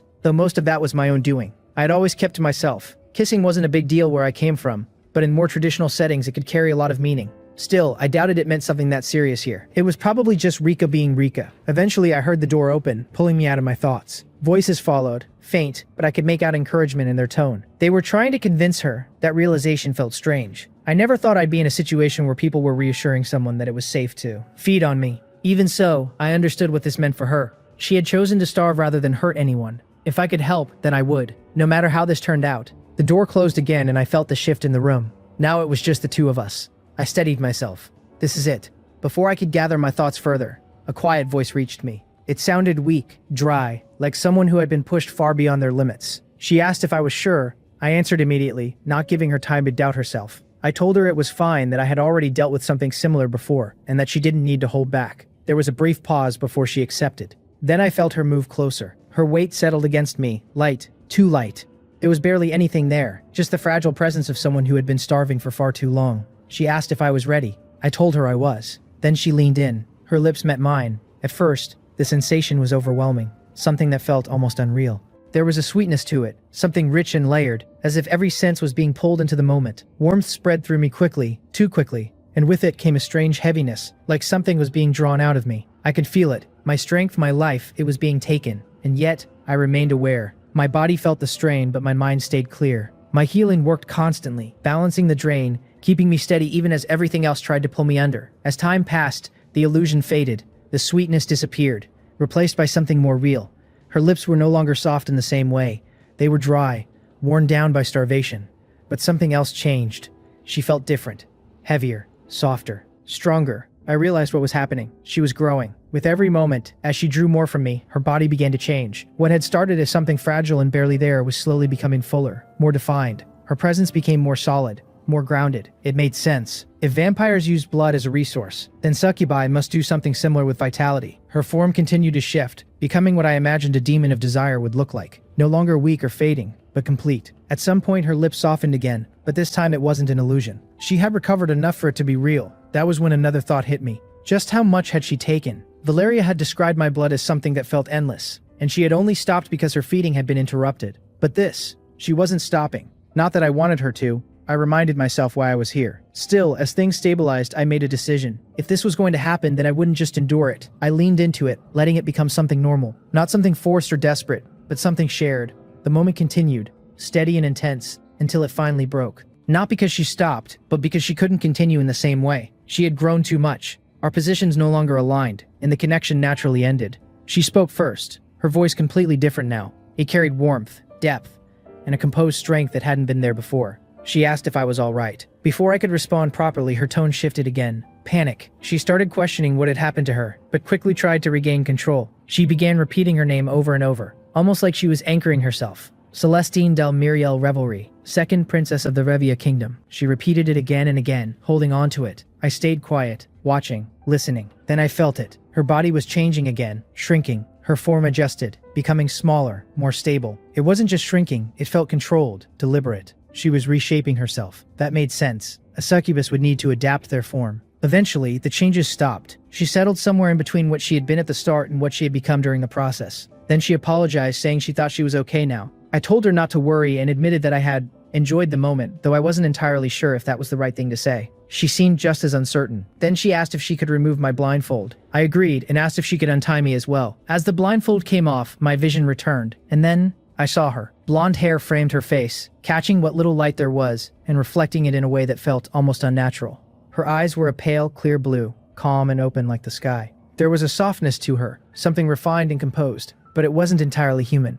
Curved horns extended from her head, and her lips still carried a faint trace of something deeper, something tied to what she had become. She thanked me sincerely, acknowledging that what had happened was simply me helping her. But even so, she said it had been her first kiss, and because of that she made a declaration. From this moment forward, if I ever chose to claim it, she would offer her hand in marriage. Rosalind and Tala moved in to untie me, and before I could even fully process what had just happened, I found myself sitting there in the middle of the cellar, completely stunned. Celestine had just offered to marry me, and before I could even respond, she had passed out on top of me. Everything had happened so fast. One moment she was speaking clearly, and the next her exhaustion caught up to her. Rosalind, Tala, and Cersei rushed in, reassured me that everything was fine, and then Cersei carried her away. I looked at Rosalind and Tala, trying to organize my thoughts. I awkwardly brought up what had just happened with Celestine, unsure how to even phrase it. Rosalind answered first, explaining that since I wasn't from around here, I might not understand. In their tradition, a first kiss was considered a promise, and the one who received it gained the right to claim the other's hand in marriage. Tala immediately cut in, clearly unimpressed, criticizing the custom outright. Rosalind quickly scolded her before turning back to me. I couldn't help but catch the word Tala had used earlier, cedars. It sounded like a term for city people, though the way she said it felt a little sharper than that. Rosalind clarified things further, explaining that in Tala's tribe, marriage was decided through combat.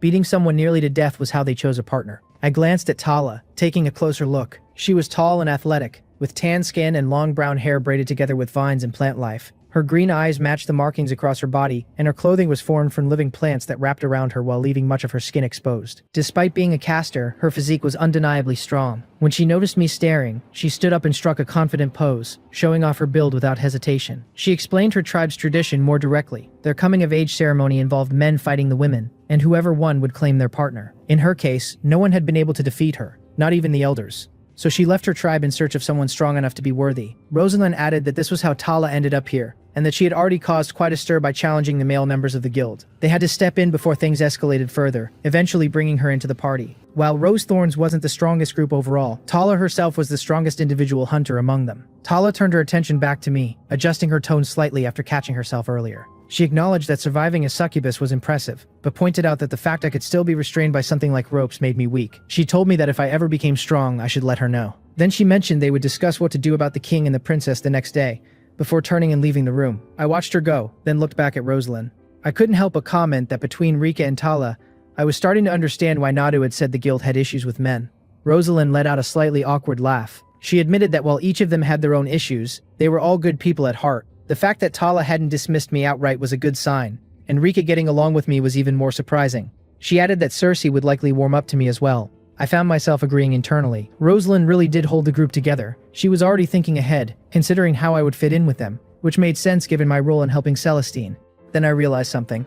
I asked where Rika was, since she hadn't been there when Celestine passed out. Rosalind stood up after finishing with the ropes and offered me a hand to help me up. She explained that Rika had gone to deal with the vampire who had followed me. She had wanted to stop her or send someone with her, but Rika had insisted on handling it alone. That made me pause. Honestly, I found myself more concerned for Valeria in that situation. Rosalind mentioned she was going to get some rest, noting that it had been a long day. Then she added, almost as an afterthought, that while she appreciated what I had done, if I tried anything inappropriate while they slept, she would make sure I regretted it. I assured her that wasn't something she needed to worry about, especially since Rika would probably deal with me first if I even tried. That seemed to pique her curiosity. She asked what exactly I had done to get on Rika's good side so quickly, considering we had only met that morning. I admitted I wasn't entirely sure. At first, Rika hadn't been particularly friendly, but after that initial interaction, things had just worked out. Rosalind seemed thoughtful, saying they would see how things developed. She led me out of the cellar, apparently satisfied enough with Rika's judgment to trust me for now. Before leaving, she pointed out the kitchen in case I was hungry and told me to take any available bedroom upstairs.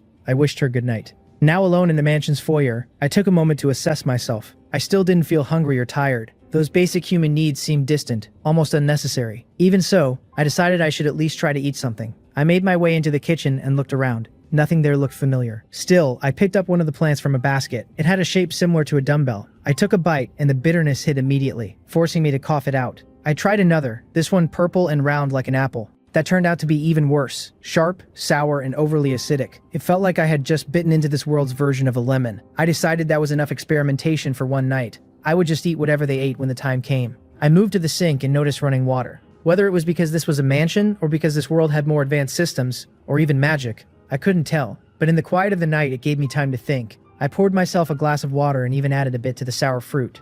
Before heading upstairs, most of the bedrooms were closed. I briefly considered checking if Rika or Valeria were inside any of them, but quickly dismissed the idea. That would definitely cross a line. Instead, I found my way to a balcony. The sun was just beginning to rise. I sat down with my drink and watched as the light slowly spread across the horizon. Day 1 had ended, and it had been a lot. I had been sent to another world, met a female ninja, joined a hunter's guild, discovered I was mostly useless, encountered a vampire, been stabbed through the heart, fought and defeated one, met an all-female elite party, experienced my first kiss, met a succubus princess, received a proposal, and now I was sitting in a mansion watching the sunrise. I took a quiet breath. Surely tomorrow wouldn't be this chaotic. By the time I noticed, the warm yellows and oranges of sunrise had already faded into a clear blue sky. The glass in my hand was still half full, tinted slightly purple from the citrus fruit I had mixed into it earlier. I leaned over the balcony watching the birds in the garden below. They had 4 wings. That alone was enough to remind me I wasn't home anymore, even if everything else, the trees, the grass, looked normal at first glance. Then again, I didn't know enough about plants to say that for sure. They could be completely different, and I wouldn't even realize it. I thought it through as I watched them move. There were probably similarities between worlds. Plants were still green, they still relied on sunlight, but the details would be different. Maybe some birds here only had 2 wings, or maybe 4 wings were necessary to survive in a world with monsters. Either way, there was a gap in my knowledge, and if I wanted to blend in, I would have to fill it. A voice broke my train of thought. Cersei stepped onto the balcony and took a seat behind me, commenting that I was up early, though she assumed it made sense if I had grown up on a farm. I turned toward her. Without her usual hat, I could see her more clearly. She was small with pale skin, black hair, and light blue eyes. Her bangs hung low, partially covering the dark circles under her eyes. She wore a simpler robe this morning, and her thin frame matched what I would expect from a magic user. I asked if she couldn't sleep. She responded sharply, pointing out the obvious and adding that her sleep schedule was a mess. That response caught me off guard. Maybe she was just tired. Rosalind had mentioned that she and Rika weren't exactly fond of men. I tried to be polite and asked if she wanted anything, maybe some water. She snapped back immediately, asking why she would come here if she needed something instead of getting it herself. I stopped myself from reacting. Getting irritated wouldn't help. Instead, I shifted my approach. I asked if I could ask her some questions about magic. She shut that down just as quickly, telling me to go read a book instead. She made it clear she hadn't spent years studying just to explain things to someone casually. I kept my tone steady. I told her I couldn't read. That seemed to amuse her slightly, though she still brushed me off, telling me to learn that first before worrying about magic. I clarified that I wasn't trying to learn magic itself. I didn't have mana, chi, or essence, so I couldn't use it anyway, but I still wanted to understand how it worked. She sighed, clearly annoyed, and told me it was pointless. In her view, I wasn't going to make it as a hunter, so there was no reason to try. Whether they cured the princess or not, I would likely be rewarded and could live comfortably. I understood what she meant, but that wasn't what I wanted. I told her that even if I couldn't succeed, I still wanted to try. I had already lived a quiet life once, and while it had its place, I wanted something different now. She called me naive and ignorant, saying I didn't understand what being a hunter actually meant. I agreed with her. That was exactly why I was asking. She groaned, realizing I wasn't going to stop. Eventually, she gave in. She told me to ask what I wanted. I didn't waste the opportunity. I started with the basics, repeating what Rika had told me. She related to the body, mana to the mind, and essence to the soul, and asked if they functioned like resources used to perform abilities. She confirmed that was mostly correct, adding that attributes determined what you could do. I pressed further, asking how they actually worked, whether there were more attributes, how monsters like vampires functioned, and how the 12 abilities tied into everything. She questioned if I really knew nothing. I admitted that I didn't. She finally sat up slightly, still annoyed, and explained. Every living thing possessed all 3 attributes, but having an attribute meant being able to control it. A value of 0 didn't mean it didn't exist. It just meant I couldn't actively use it. That made sense. I moved away from the balcony and sat across from her, focusing fully now. I asked how abilities factored into all of this. She reminded me that I had already rolled them, but I explained that I had been too focused on my lack of attributes and my vitality to really pay attention.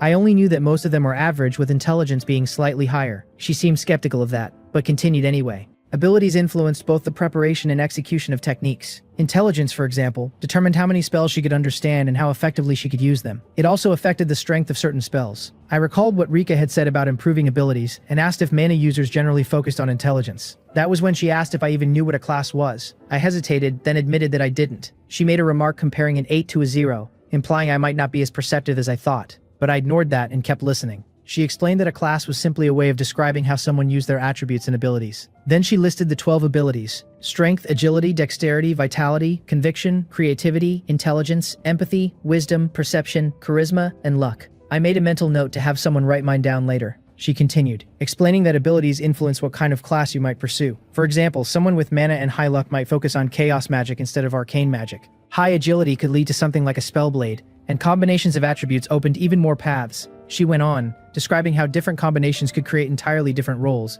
even among people who shared similar attributes. Some classes used a single attribute, others combined two or even all three. It was complex, far more complex than I had expected. And of course, I couldn't use any of it. She pointed that out indirectly, saying this wasn't something I could fully understand through a few questions. I agreed, but still asked one more thing. I wanted to know how monsters, especially vampires, fit into all of this.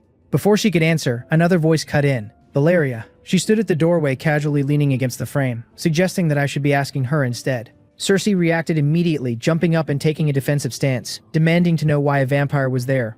Valeria calmly replied that Rika had allowed her to stay. Cersei told her to move away from the entrance, and Valeria complied, stepping closer to my side of the table. Without another word, Cersei left the balcony, clearly frustrated, shouting toward the inside of the mansion as she went. And just like that, the day had already started escalating again. So much for things calming down. Valeria and I sat side by side on the balcony while raised voices echoed from inside the mansion. Cersei was clearly upset, criticizing Rika for letting a vampire stay the night, while Rika pushed back, defending her judgment. I glanced at Valeria and tried to keep the conversation grounded, ignoring the argument happening about her just a few steps away. I asked if Rika had really allowed her to stay. She confirmed it, explaining that it came after answering a long series of questions, many of them personal. That didn't sit entirely well with me, and I told her I would talk to Rika later. I apologized if the questioning had made her uncomfortable. She admitted that it had, but reassured me that it was fine and that I didn't need to bring it up.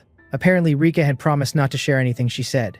That caught my attention. Why would Rika promise something like that? I started to ask what exactly had been discussed, but before I could finish, the argument moved onto the balcony. Cersei immediately pointed out that Valeria was still alive, clearly implying that Rika's judgment had been reckless. Rika dismissed the concern, saying the outcome proved her right. She even added that if Valeria had lost control, she would have gone straight for me, not Cersei, and then casually mentioned how Valeria reacted when drinking my blood. That was enough to make Valeria visibly flustered. Cersei pressed the issue, asking how Rika could not see the problem, but Rika remained firm, stating that Valeria wasn't a threat and had no harmful intent. Both of them looked toward Valeria, who was still trying to recover from the embarrassment. Rika asked if there was still any doubt.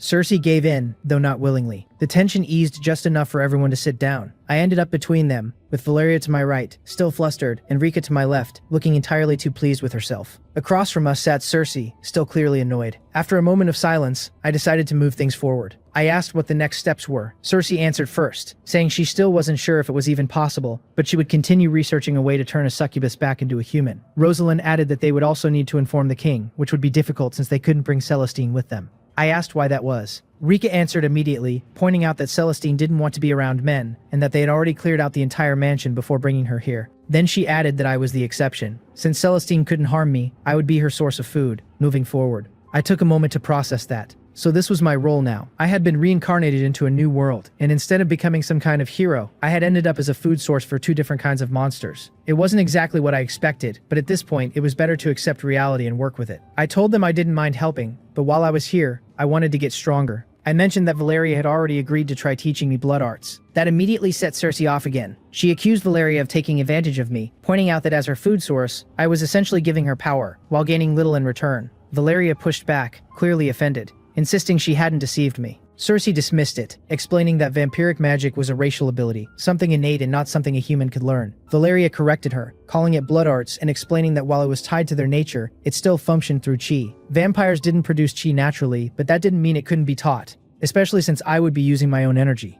The two of them continued to clash, neither willing to back down. She pointed out that my vitality made the situation unique. There were cases of humans learning abilities from other races, and since both vampires and I lacked chi as a usable attribute, this might actually work in my favor. I backed that up, saying this was one of the best opportunities I had. I was already here for Celestine, so if they could help me too, it would mean a lot. Cersei looked at me, clearly unconvinced, but also outnumbered. Eventually she gave in, though reluctantly. She told me not to bother her too much and warned that once Celestine was cured, any support from her would end. Before I could respond, two more voices joined in. Rosalind teased Cersei for being unexpectedly cooperative, while Tala simply stated that she didn't understand why, since I was still weak. Rosalind tried to keep the tone light, but Tala didn't seem interested in softening her words. Cersei clarified that she wasn't doing it out of kindness, but because I was necessary for Celestine's condition. Rosalind and Tala took their seats, completing the group. Everyone was there now, except for Celestine. Rosalind mentioned that she had checked on her and confirmed she was awake, but had chosen to stay in her room. Then she took control of the discussion. She recapped everything that had happened. They had successfully rescued the princess and eliminated the group responsible, though they still needed to understand why she had been targeted specifically. After that, they had relocated here and brought me in as a sustainable source of energy for Celestine. She hesitated slightly when describing my role, and I could tell it wasn't easy for her. I reassured her that there wasn't really a better way to phrase it. She nodded and continued. They needed to inform the royal family, and while the situation was complicated, she believed they had achieved the best possible outcome. She assigned roles. Rosalind, Tala, and Cersei would go speak with the king. Rika would stay behind to watch over both Celestine and me, ensuring neither of us left the property. I couldn't help but note that this effectively put me under house arrest as well. She apologized, explaining that they couldn't risk me disappearing. At the same time, she pointed out that the estate was large enough for me to train with Valeria privately, and with Rika staying behind, I would have more than enough to occupy my time. Rika reacted immediately to that comment, clearly not appreciating the implication. Rosalind brushed it off and brought things to a close. With that, the plan was set, and everyone began preparing to move. I stood in the backyard with my arms at my sides, fists clenched and elbows bent, trying to focus. I let out a long, exaggerated shout as I tried to gather energy, or at least something resembling it. Honestly, I was just copying what I had seen in anime, hoping something would click. Rika and Valeria had already given me a basic explanation about feeling chi and the flow of blood in the body, but translating that into action was proving to be a different story. I pushed harder, raising my voice again, putting more effort into it, but nothing changed. Eventually, I exhaled and admitted it wasn't working. Rika, lounging upside down on a nearby bench with her legs hooked over the backrest, pointed out the obvious. From her perspective, I was just yelling in a garden and expecting something to happen. Valeria sat beside her, leaning forward with her elbows on her thighs, doing her best to guide me. For her, blood arts were as natural as breathing, but for me, it felt like trying to consciously control every heartbeat. She told me to focus on my heart, to feel the blood moving through my body, the flow through arteries and veins, and how chi moved alongside it. I tried, but all I could really sense was my heartbeat. Rika adjusted the explanation,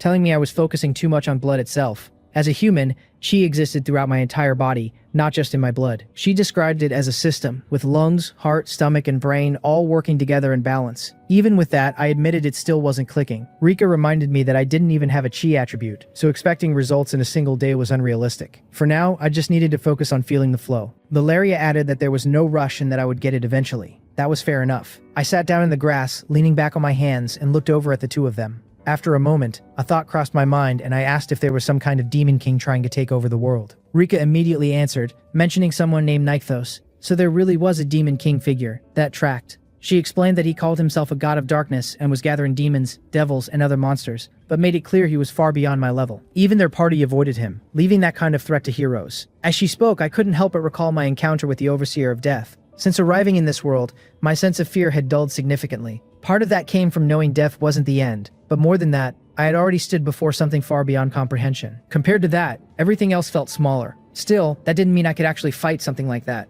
I shifted the topic back to something more immediate and asked Valeria about the attack she used earlier, along with her dagger. I wanted to understand how she manipulated blood. She explained that liquid blood was vulnerable to being taken by others, so hardening it made it stable, turning it into something as durable as iron while still remaining lightweight. That made sense. I raised my hand and tried to imagine blood flowing out of my palm and forming into a blade. Then I remembered something. When she used that large-scale attack, she had chanted, but she hadn't needed to say anything when forming a dagger. She explained that simpler techniques were easier and more familiar, so they didn't require a chant. Rika expanded on that, saying it applied to all skills. The more practiced you were, the less you needed verbal activation, and silent casting had clear advantages, especially for someone like her. That made me pause. If that was the case, then I needed an actual starting point. I asked Valeria to teach me a blood art instead of just having me sit there shouting. She pointed out that no one had told me to shout in the first place, and that today was supposed to be about sensing and meditation. Still, she gave in and demonstrated. She spoke the chant, guiding the process step by step, and I watched as blood formed in her palm before solidifying into a crimson dagger. That was exactly what I wanted.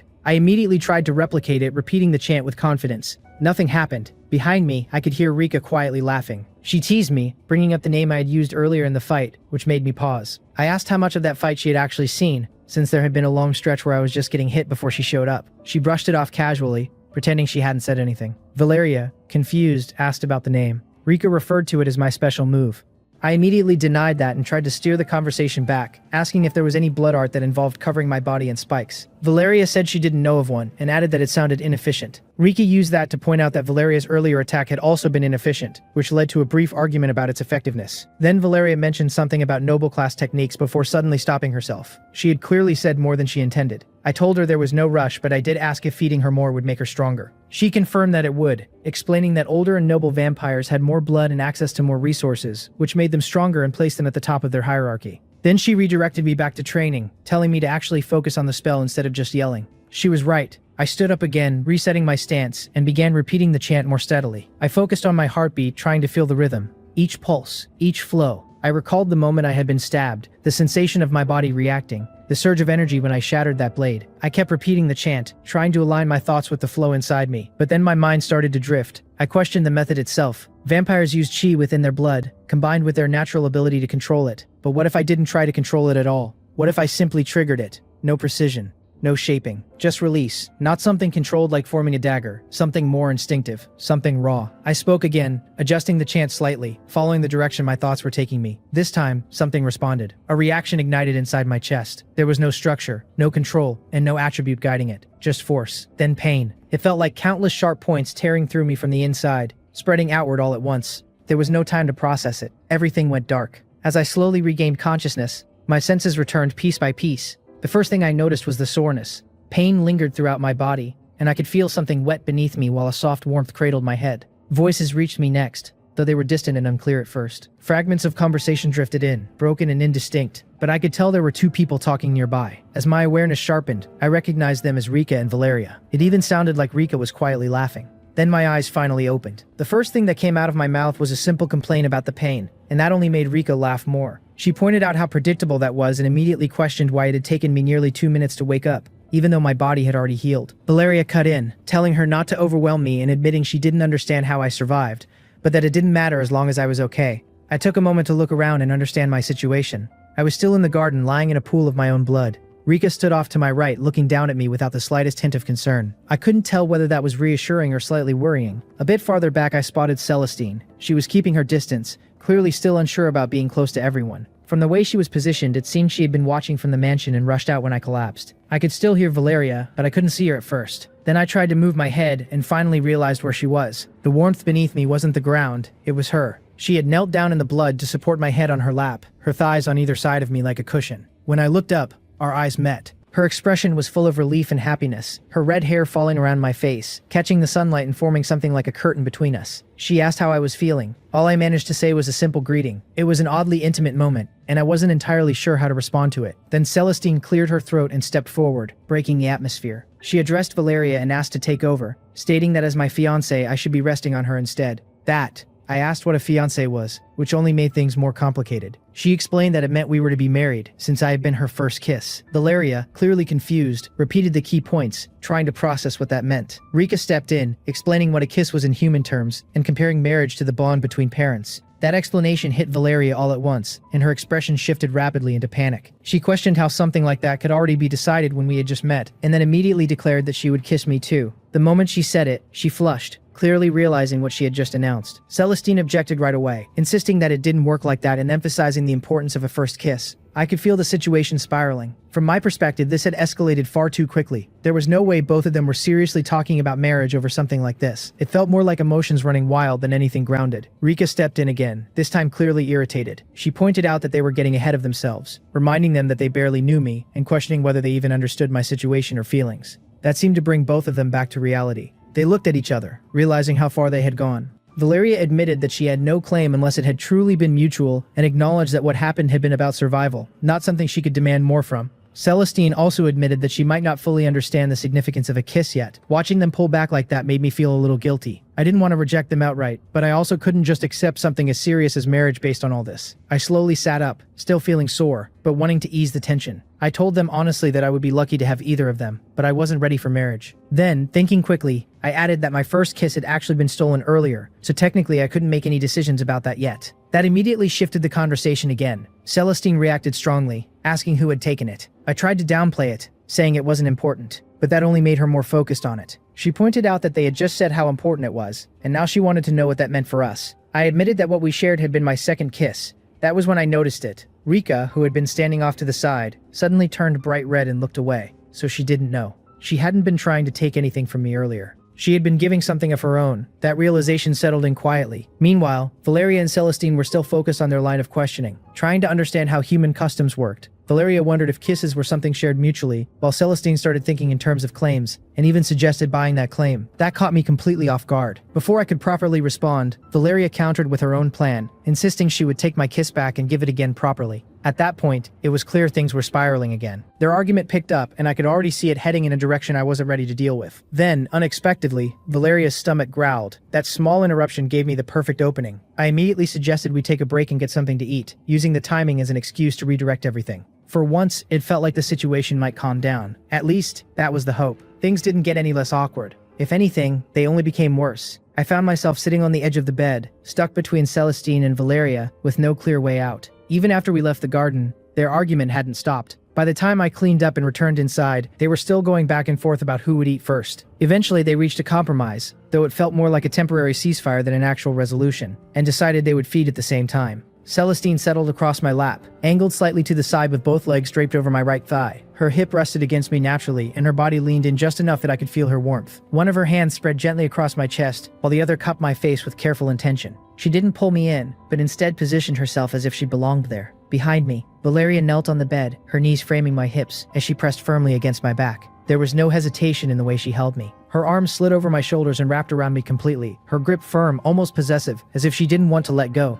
Between the two of them, I felt completely pinned. They were still arguing. Celestine insisted she should be in front since she needed to kiss me, while Valeria countered that she could take more from my neck and questioned why she was being limited. I tried to make sense of it, but it felt like I was missing something deeper behind their urgency. So I spoke up, trying to ground the situation. I pointed out that there was no need to rush into marriage, that regardless of what happened, I wouldn't abandon either of them. To me, marriage should be about love, not necessity. Even as I said it, I knew I might be making things more complicated, but I couldn't ignore it. I didn't want a relationship built solely on survival. Both of them fell quiet for a moment, their expressions softening as embarrassment replaced the tension. They had just been warned earlier, and yet they had fallen right back into the same behavior. Valeria spoke first, admitting that she had gotten jealous the moment Celestine called herself my fiancé. She explained that everything had happened so quickly, and after being treated with kindness and trust, she felt like she was suddenly losing something important. Celestine followed, confessing that seeing me resting on Valeria's lap had stirred something similar in her. She spoke about how she had always dreamed of love, even though her position as a princess meant that dream was unlikely, and how becoming a succubus had made everything feel even more distant. In that moment, she had been afraid of losing the one chance she thought she had found. Listening to them, it became obvious. They weren't just arguing. They were scared, and I hadn't done anything to reassure them. I admitted that part was my fault, that instead of helping them feel secure, I had let things escalate to the point where they felt the need to cling to me like this. Before I could say more, Celestine straightened up and leaned in closer, her posture shifting with determination rather than hesitation. She told me not to apologize, then spoke clearly about how she felt. Even if she wasn't ready for marriage, and even if things might change in the future, right now she would choose me, whether she was human or a succubus. Then, without missing a beat, she added that she would even accept Valeria as a second wife, acknowledging that Valeria clearly cared just as much. My face heated up instantly. Second wife. Valeria leaned over my shoulder, tilting her head slightly as she met my eyes. Her smile was bright, free of the earlier tension. She said she didn't mind either, even suggesting that Celestine could be the second, and reminded me that regardless of romance, our pact already tied us together. I tried to process it, but my thoughts couldn't quite keep up. The tension and insecurity from before had disappeared, yet somehow they had arrived at an even more intense conclusion.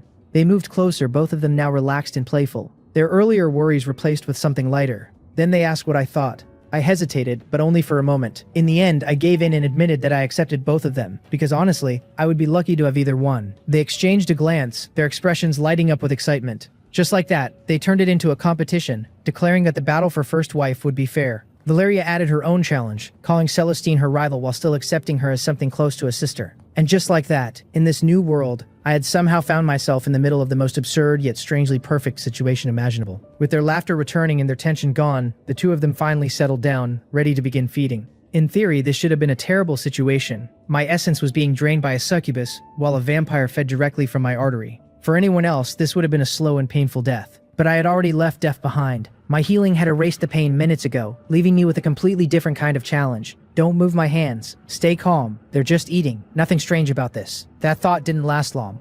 A soft sound broke through my focus, and I immediately regretted trying to stay calm. The two monsters with me were Celestine and Valeria, both of whom had not long ago declared themselves my fiancés. Celestine had once been a holy princess who chose to starve rather than lose herself after becoming a succubus. Valeria, on the other hand, was a vampire who avoided human blood and whose innocence came out most when she was embarrassed. Neither of them should have been ready for anything close to intimacy, and yet here they were, unintentionally putting me through the most overwhelming experience of my life. I need to stay focused. Think about something else.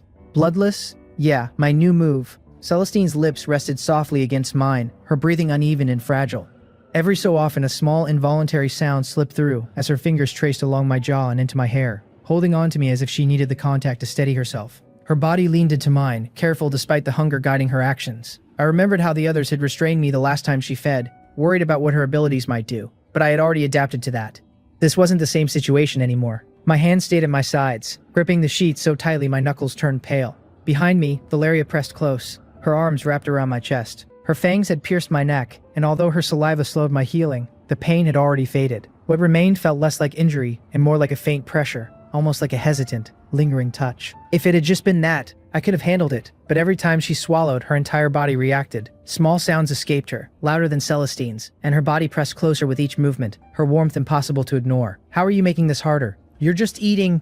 I know I taste good, but still. Celestine shifted slightly, her legs sliding just a little higher across mine. Valeria tightened her hold, her body pressing even closer against my back. I could feel my composure slipping.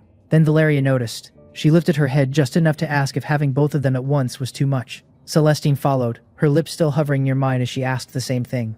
Don't phrase it like that. I admitted it was a bit much and suggested we take turns in the future until I got used to it. Then, for some reason, I added that last part. Why did I say that?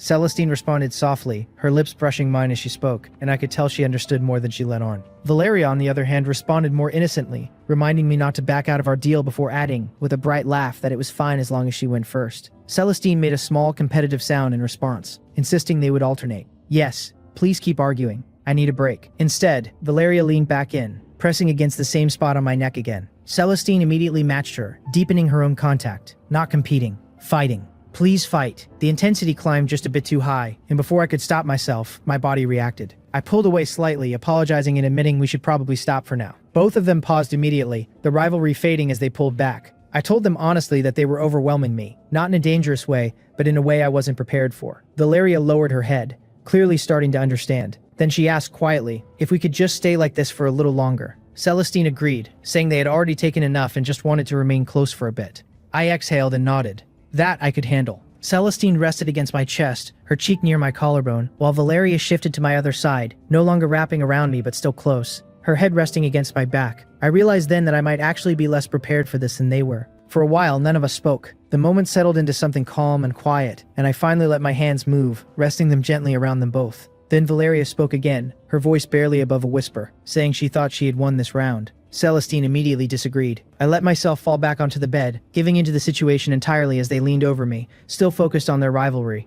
I warned them that if they started another competition right now, I would do something. I wasn't sure what, but I would figure it out. They both smiled at that. Then they agreed on a truce until tomorrow. Great, so this is my life now. Then Celestine leaned in slightly and quietly thanked me for not going too far. Valeria quickly added her own thanks. Both of them pressed closer, their warmth spreading through me as they rested against my chest. I closed my eyes for a moment. Yeah, this really is my life now. And somehow, despite everything, I was looking forward to it. After feeding on me and running on almost no sleep from the night before, Celestine and Valeria eventually drifted off. Without thinking, the two of them curled up against me, settling in as if I were their pillow and gently pinning me in place. I tried to follow their lead and sleep as well, but it didn't come. Hunger and thirst were things I could still experience, but my body didn't seem to actually need them anymore. Sleep felt the same way. In the end, I just stayed there, holding them, while they rested. Time passed quietly, and the room slowly filled with the warm glow of the setting sun. As they began to wake, their earlier boldness faded, replaced by the more familiar shyness I had come to expect from them. Without a word, they carefully untangled themselves from me and slipped away to compose themselves. Honestly, that version of them felt much more natural. Maybe waking up like that was just too close to something, more than either of them was ready for. I got out of bed and made my way back to the courtyard. They definitely got caught up in jealousy and competition earlier. Add in hunger, and it makes sense.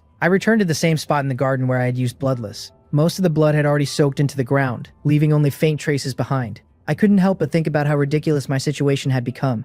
I had never even had a girlfriend before, and now I was somehow dealing with 2 potential wives. Maybe even 3 if things kept escalating. I shook my head. I was getting ahead of myself. There was something more important to focus on, getting stronger. I took a deep breath and steadied myself. I knew exactly what was coming. Still, I didn't hesitate. I began the chant again and triggered the technique. The pain returned instantly, just as intense as before, tearing through me from the inside. Everything went dark for a moment, but this time I regained consciousness before I even hit the ground. I let out a quiet complaint, unable to even raise my voice through the lingering sensation. It still hurt, but it was slightly more manageable than before. Maybe I could get used to it, or maybe it was just my healing doing its job. Either way, I stood back up, and did it again. I repeated the process, falling, recovering, standing, and pushing forward, again and again. By the time I reached 10 repetitions, a familiar voice cut in. Rika commented that it wasn't bad.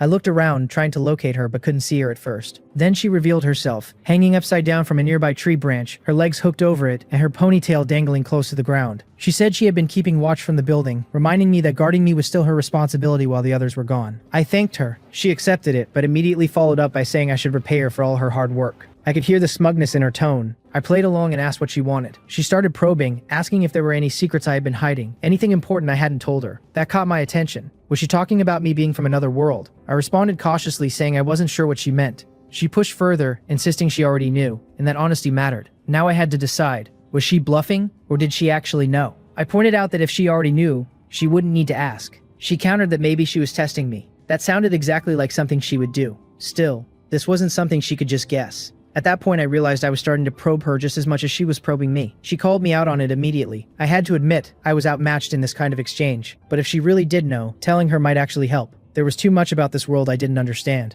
So I gave in. I told her that if she didn't believe me, that was on her. She repeated that she already knew. Then, just as I started to say it, she finished it for me, stating plainly that I was from another world. Before I could even react, she immediately scolded me, saying I was too trusting and that I shouldn't reveal something like that so easily, especially when she hadn't actually confirmed it beforehand. I sat up, confused. I pointed out the contradiction. She wanted honesty, but was also criticizing me for being honest. She clarified that the problem wasn't honesty itself, but how easily I trusted others. I could have deflected or said it was personal instead. I let myself fall back onto the ground again, staring up at her as she dropped down from the tree and stood over me. Then her tone shifted slightly. She admitted that maybe she should have thanked me first, and that I was more honest than she expected men to be.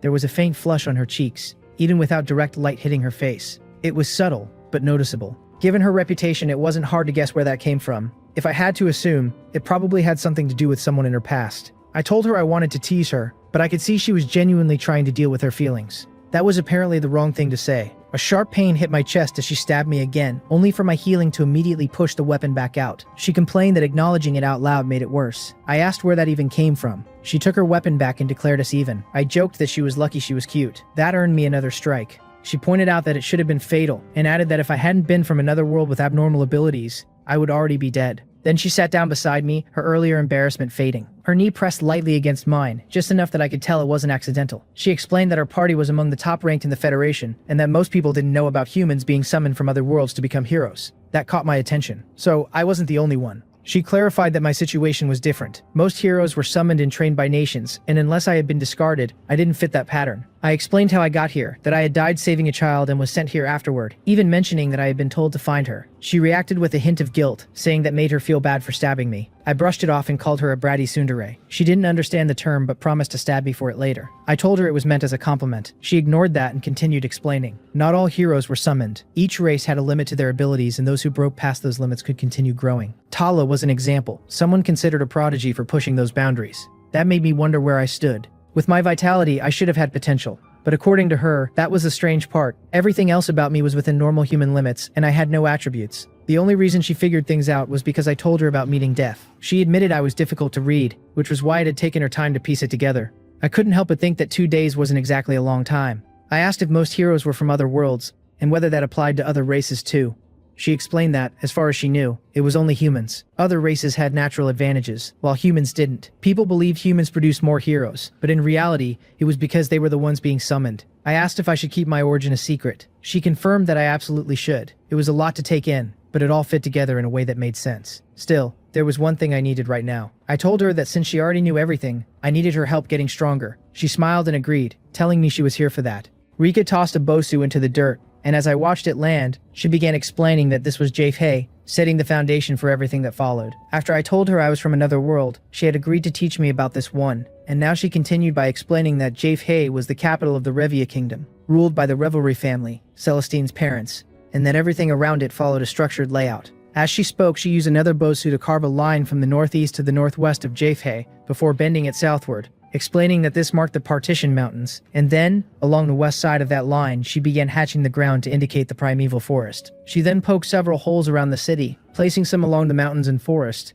and a few more to the south and west of Jafei, explaining that these represented towns and villages, each controlled by their respective nobles, who were allied with the Revelry family, while also noting that Revia was a major exporter of ore and lumber. As I took that in, I reasoned that the locations along the forest and mountains were likely tied to resources, while the ones to the southwest were probably focused on agriculture, which she immediately confirmed by explaining that food was the biggest import in the region, since even though there were farming villages, being a northern nation meant food became scarce during the winters. That made something click for me, because when I first met Rika, she had commented that I looked well fed, and at the time, I assumed it was just an observation, but now it was clear that food scarcity made that stand out more than I realized. I then considered my situation and suggested that, given the whole farm boy misunderstanding, I could just say I was from one of those villages. But she immediately pushed back, saying that if anyone asked, I should simply not tell them, because she would rather I didn't lie. That confused me, so I pointed out that she had just told me to keep my old life a secret, and she responded that this was exactly why I shouldn't tell anyone, adding with a slight edge that I owed nothing to anyone but her, which I noticed slipped out more possessively than she probably intended. She continued, her cheeks faintly red, explaining that the forest ended at the Black Sea, while the mountain range extended southeast, and as she drew an oval at a slight angle, forming an upside Y shape between the mountains and the lake, I recognized the geography almost immediately.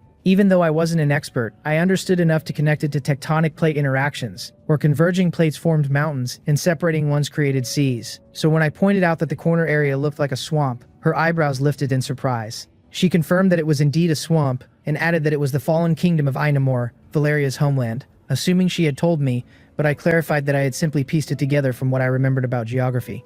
That led her to assume I had studied to be a cartographer, but I explained that I had studied a wide range of subjects, which prompted her to question why, and while I admitted it was difficult to explain, I redirected the focus back to the map, acknowledging that it was Valeria's home. She studied me for a moment before letting it go, then explained that those swamplands had once been a human kingdom until the head mage turned into a lich and was ultimately slain by his own creations, the first vampires.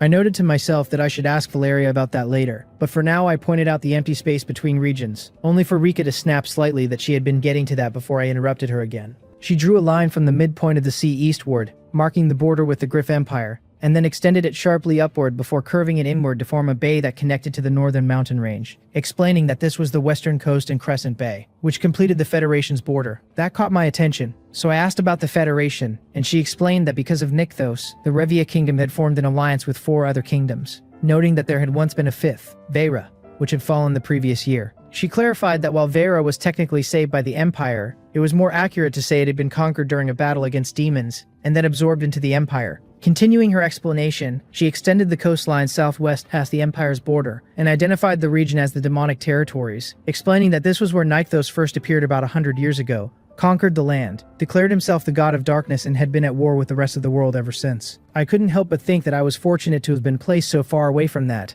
because there was no way I could stand against something like a fallen overseer, and that was a problem for actual heroes, not me. She added that before Nykthos there had been no empire or federation, only scattered warring nations, and that while things had changed, some independent nations still remained. Then, with precise detail that clearly showed familiarity, she carved 7 islands west of the bay, explaining that this was the archipelago of stars, where each island functioned almost like its own faction, constantly at war with one another, and that it had once been her homeland, though she had left it behind. I almost questioned her about it, especially since she brushed past it so quickly, but I remembered my promise to Valeria and decided it would be unfair to press Rika on something she wasn't ready to share. Instead, I told her she could talk about it whenever she wanted, and suggested we return to the Federation, which immediately triggered a sharp response as she snapped that she wasn't telling me because it wasn't important right now, and that it didn't matter whether I knew or not, even though her flushed cheeks made it obvious there was more beneath the surface. She quickly redirected the conversation, warning me not to interrupt again or she would stop teaching me altogether, and then threw 4 bosu into the ground to mark the remaining regions. She explained that along the northern coast was the Greenmere Kingdom, with Asuhe to the south, Metraku at the center, and Zaxera south of Revia, noting that each kingdom governed itself independently but benefited from free trade within the Federation. Midway through that explanation, she suddenly perked up and muttered that they were getting close, adding that people would think she had lost her edge because of me, which immediately put me on alert. I asked what was going on and whether the others had returned, and she confirmed that they had, along with company, telling me to make myself presentable because the last thing I wanted was to make a bad first impression in front of the royal family. I made my way back inside the mansion, and although no one had arrived yet, I trusted Rika's words enough to know that it wouldn't stay quiet for long. As I stepped further in, my mind immediately shifted to something more practical, because I had no idea what I was supposed to wear in a situation like this. I glanced down at myself, and it didn't take long to realize the problem, since my current and only outfit was riddled with holes from using Bloodless. That left me weighing my options, and while it was obvious I needed something new, the bigger issue was where I was supposed to find it on such short notice, because digging through rooms and wearing someone else's clothes felt like crossing a line. Before I could think any further, the sound of horses cut through my thoughts, and when I looked outside, I saw 4 horse-drawn carriages entering the mansion's roundabout driveway. At that point, I let out a quiet sigh and accepted the situation, deciding that I didn't really have a choice anymore and that I would have to search the mansion for something to wear. As I moved through the halls, I could already hear activity on the main floor, with people rushing around and furniture being shifted into place, which only added to the pressure. Eventually, I came across the servants' quarters where neatly kept maid and butler outfits were stored, likely left behind by the previous staff. I paused for a moment, comparing my options, and while the idea of wearing someone else's uniform wasn't ideal, it was still better than walking around in torn clothes. So I settled on a butler outfit, reasoning that at least it was a proper suit. After finding one close enough to my size, I changed quickly, and by the time I finished, the noise downstairs had begun to settle, which meant I couldn't afford to waste any more time. As I made my way down the stairs, I took in the scene around me, noticing maids and guards moving with purpose, but something stood out almost immediately, because they were all women, and their uniforms didn't quite match. Before I could process that further, 3 guards suddenly surrounded me, their hands resting on their weapons as they demanded answers, ordering me to raise my arms and explain who I was and how I got there. I did as they said, lifting my hands while calmly stating that my name was Leon and that I had been here first, even though I knew how weak that sounded. Just as the tension started to build, a familiar voice cut through the situation, and from behind the guards, Rosalind stepped forward and ordered them to stand down, explaining that I was an exception and that they would soon be assigned to guard me as well. The guards stepped aside, and I finally got a clear look at her, which prompted me to welcome her back, while she casually thanked me before immediately questioning why I was dressed as a butler, wondering if Rika had put me to work. I explained that I needed something presentable since the royal family had arrived, but her response made it clear that my definition of presentable was far from adequate, as she informed me that Queen Lysynthia Miriana Revelry, Celestine's mother and the king's first wife, was here. The moment she said that, I felt a knot tighten in my stomach, because that wasn't exactly the kind of person I wanted to meet under these circumstances. I tried to reassure myself that I could still make a good impression, but Rosalind immediately shut that down by telling me that the queen already didn't like me. That hit harder than I expected, and the knot in my stomach dropped like a stone, leaving me with a single resigned thought that this was going to be a problem. Before I could dwell on it, Rosalind told me to follow her, and she led me through the corridors until we reached a door where Valeria, Rika, Tala, and Cersei were already waiting. As I approached, I could hear raised voices coming from inside, and when I asked if everything was all right, Cersei explained that things had started off well, but once Celestine mentioned being promised to me, the situation had quickly turned tense. That only made things worse in my mind, because we hadn't even met, yet somehow I had already made a terrible impression. And while part of me wanted to point out that I was the one keeping Celestine alive, I knew that wouldn't exactly win me any favor. Rosalind added that from the queen's perspective, her daughter had been kidnapped, turned into something she shouldn't have been, and was now dependent on me to survive, which meant she likely believed there was a larger conspiracy, and that I was part of it. Hearing that, I couldn't help but think that things might already be beyond saving. Rika, on the other hand, simply wished me luck before signaling to the guard inside that I had arrived, and then she quickly instructed me on what to do once I entered, telling me to kneel, keep my gaze down, and formally present myself. A moment later, the guard announced my presence loudly, introducing me as a commoner, and with no time to hesitate, I stepped inside and immediately followed Rika's instructions, dropping to one knee. Before I could even finish my introduction, Celestine interrupted, declaring that I should stand because I was her fiancé, but her mother immediately shut that down, insisting that I remain kneeling as a commoner in the presence of royalty, and even going as far as to accuse me of deception and suggest that I confess so my death could at least be painless. Celestine defended me without hesitation, insisting that I wasn't deceiving anyone and that I was an honorable man who was willing to endure suffering for her sake, but her mother dismissed that, arguing that as a princess, Celestine had no reason to lower herself, and that any such sacrifice should come from duty, not as a claim to marriage. Celestine countered by declaring that she had already given me her first kiss, which in her eyes gave me the right to marry her, but her mother rejected that entirely, comparing it to something trivial and insisting that I was manipulating the situation to secure her hand. She went further, arguing that my restraint was part of a larger deception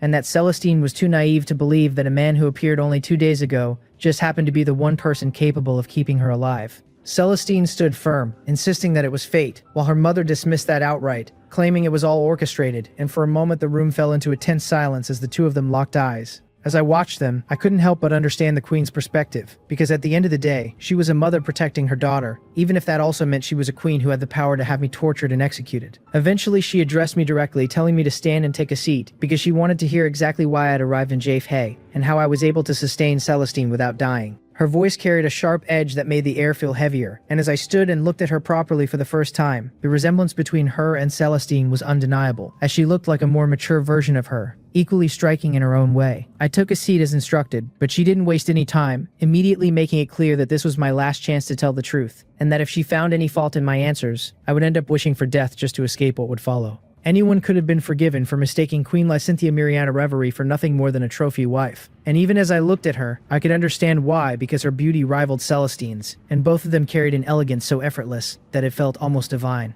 But even I knew that assumption would be a serious mistake. There was no way a king would tolerate a liability at his side, and Lysynthia was clearly anything but that, because everything about her presence suggested refinement and control, the kind that only came from a life of deliberate preparation. She had been raised as a noble, trained in politics and prayer, in manipulation and performance, in both appearance and deception, and now, with her daughter's future on the line, all of that refinement had sharpened into something far more dangerous. Compared to that, I couldn't help but feel out of place, because the extent of my experience with politics came from watching the evening news, and the closest I had ever come to scheming was finding ways to avoid schoolwork. Still, I reminded myself that I couldn't afford to be intimidated, because this wasn't some grand political battle, and at its core, it was just a mother worrying about her daughter. I steadied myself and explained that I wasn't planning anything underhanded, and that I had come to the city to become a hunter, which was how I met Rika and ended up involved in all of this. She immediately pressed further, demanding specifics about where I had come from before arriving in the capital, making it clear that vague answers wouldn't be tolerated, and that she wanted names, places, and dates. That was exactly the kind of question I had been hoping to avoid,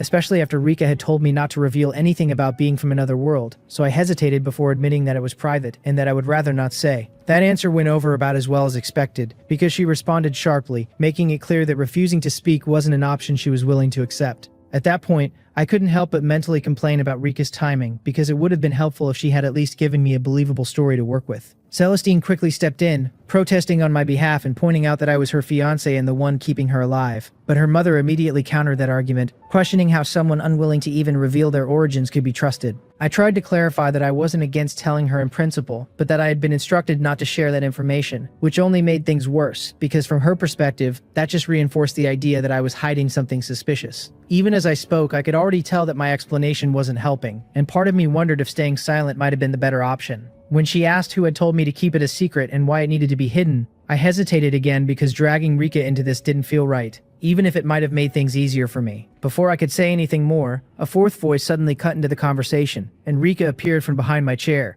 casually pointing out that despite how terrible I was under pressure, I hadn't lied or tried to shift the blame onto her. Her sudden appearance caught everyone off guard, and the two maids beside the queen immediately moved to protect her, only stopping when Lysynthia raised her hand to signal that it wasn't necessary. She reminded Rika that this was a formal meeting, but Rika brushed it off, casually explaining that she had expected me to struggle and had stepped in to help, while also taking the opportunity to criticize the queen's spies for their lack of skill. The maids reacted with visible embarrassment, which made it clear that Rika had seen through them entirely, and I couldn't help but notice how comfortable she seemed in front of the queen, which made me suspect that their relationship was more familiar than it appeared.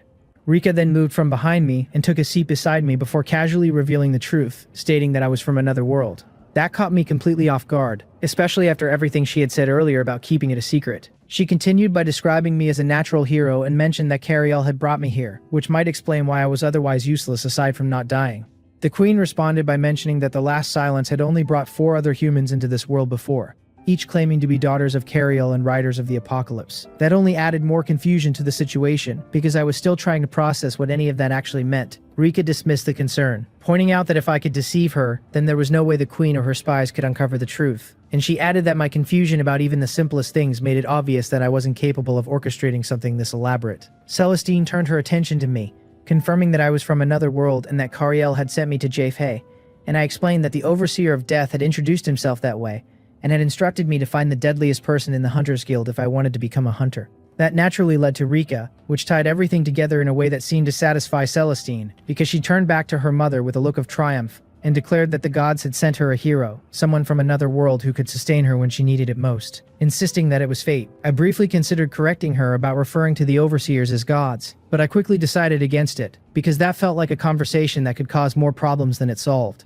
The queen responded cautiously, stating that while she wasn't fully convinced, she would allow me my freedom for the time being, but she made it clear that I still had no right to marry Celestine. Celestine protested again, accusing her mother of being hostile and refusing to give me a fair chance. But Lysynthia remained firm, stating that while I would be rewarded for helping her daughter, she would not allow Celestine to remain as she was, and that she intended to cure her and find her a suitable husband. Hearing that, I couldn't really blame her, because from her perspective, I represented the circumstances that had led to her daughter's suffering. Still, I decided to speak up, asking if there was any way I could prove that I was worthy while others worked on finding a cure. Before Celestine could stop me, the queen responded by pointing out that as a princess, Celestine could not marry someone of lower standing, and that even considering such a match would require me to reach at least the rank of a duke. Celestine objected immediately, but her mother countered that if I truly wanted to prove myself as a suitor, then I should be willing to meet that standard. Rika leaned in and quietly explained that a duke was the highest noble rank beneath royalty, which only made the challenge seem even more unrealistic. Even so, I asked if it was possible for me to become a duke, and the queen confirmed that it was,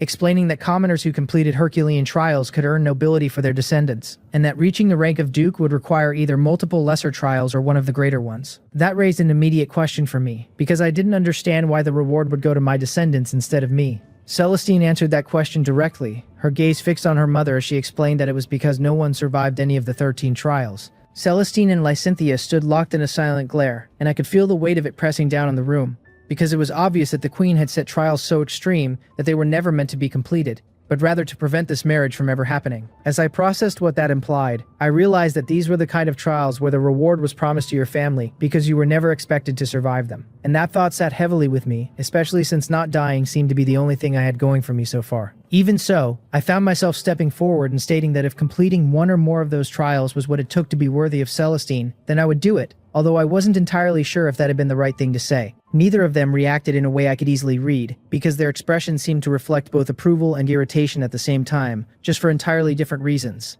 Rika cut in, pointing out that while what I said sounded bold, I might want to actually understand what the trials were before trying to act like a hero, which was a fair point. So I asked what those trials actually were, and the queen answered directly, listing 3 conditions that I would need to fulfill in order to become a duke and prove myself worthy of proposing marriage. For a moment, I genuinely thought something had gone wrong with whatever was translating for me, because the terms she used sounded unfamiliar, almost like another language entirely. Celestine stepped in and clarified, her tone sharpening as she explained that her mother had essentially told me to either slay the god of darkness, defeat a creature capable of destroying entire kingdoms, or retrieve the crown of Vera from the Empire and restore the Valerian royal family. Hearing that, I immediately dismissed the first option as impossible, and since I had no idea how to approach the third, I focused on the second and asked how strong a catastrophe-level monster actually was. Rika covered her mouth, clearly trying not to laugh, while Celestine and her mother resumed their argument as if my question had barely registered. The queen insisted that regardless of whether I was a hero or not, it should be obvious that I was completely unsuited to be Celestine's husband, while Celestine pushed back firmly, stating that I was her fiancé regardless of the trials. Lysynthia made it clear that neither she nor the king would ever approve of the marriage, and Celestine responded just as firmly that she didn't need their blessing. The tension between them settled into a heavy silence, and for a while, no one spoke, leaving the room in an awkward stillness that felt like it stretched on forever.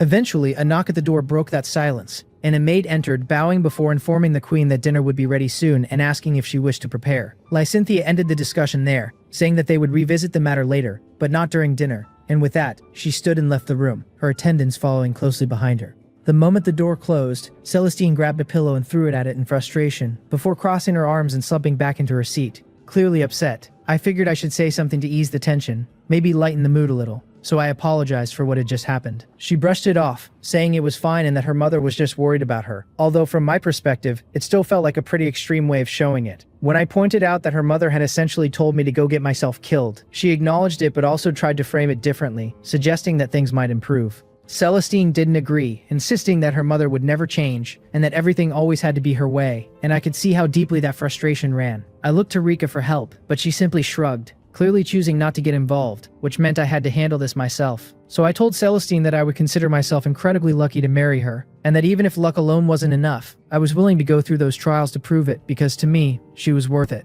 That seemed to soften her, because she uncrossed her arms, leaned forward, and took my hand in both of hers, her expression becoming gentler as she told me that while what I said was sweet, I needed to understand that her mother wasn't testing me to see if I was worthy, but was instead trying to get rid of me. Even knowing that, I told her that I would just have to prove her wrong. Rika chimed in at that point, pointing out that this was exactly why she called me a farm boy, because even someone like Rose Thorns couldn't handle a catastrophe-level monster, and while keeping a succubus and a vampire fed was impressive, it didn't mean I stood a chance against something like that. I countered by pointing out that she had said a dragon had a vitality of 32, and that I was already far beyond that, but she clarified that dragons were only considered hazard-level threats, explaining that while they were powerful, they were more about offense, like massive flying creatures capable of turning entire streets into rivers of molten stone.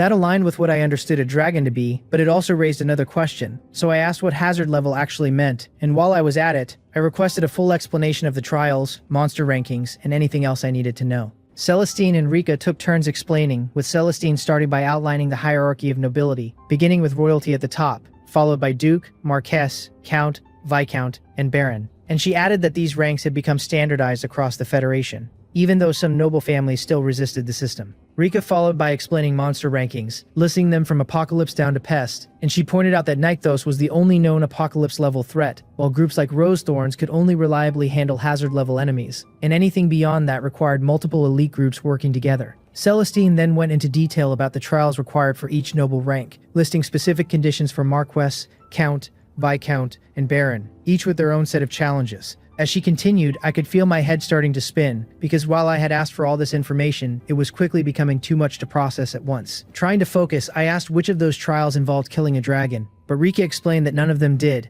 although if I managed to capture and train one for the Federation, I could earn the rank of Viscount. And that is the whole chapter I could recap for now. If you enjoyed this video, don't forget to hit the like button, and if you want more manhwa recaps like this, subscribe to my channel and turn on notifications so you don't miss any new videos. Thank you for watching.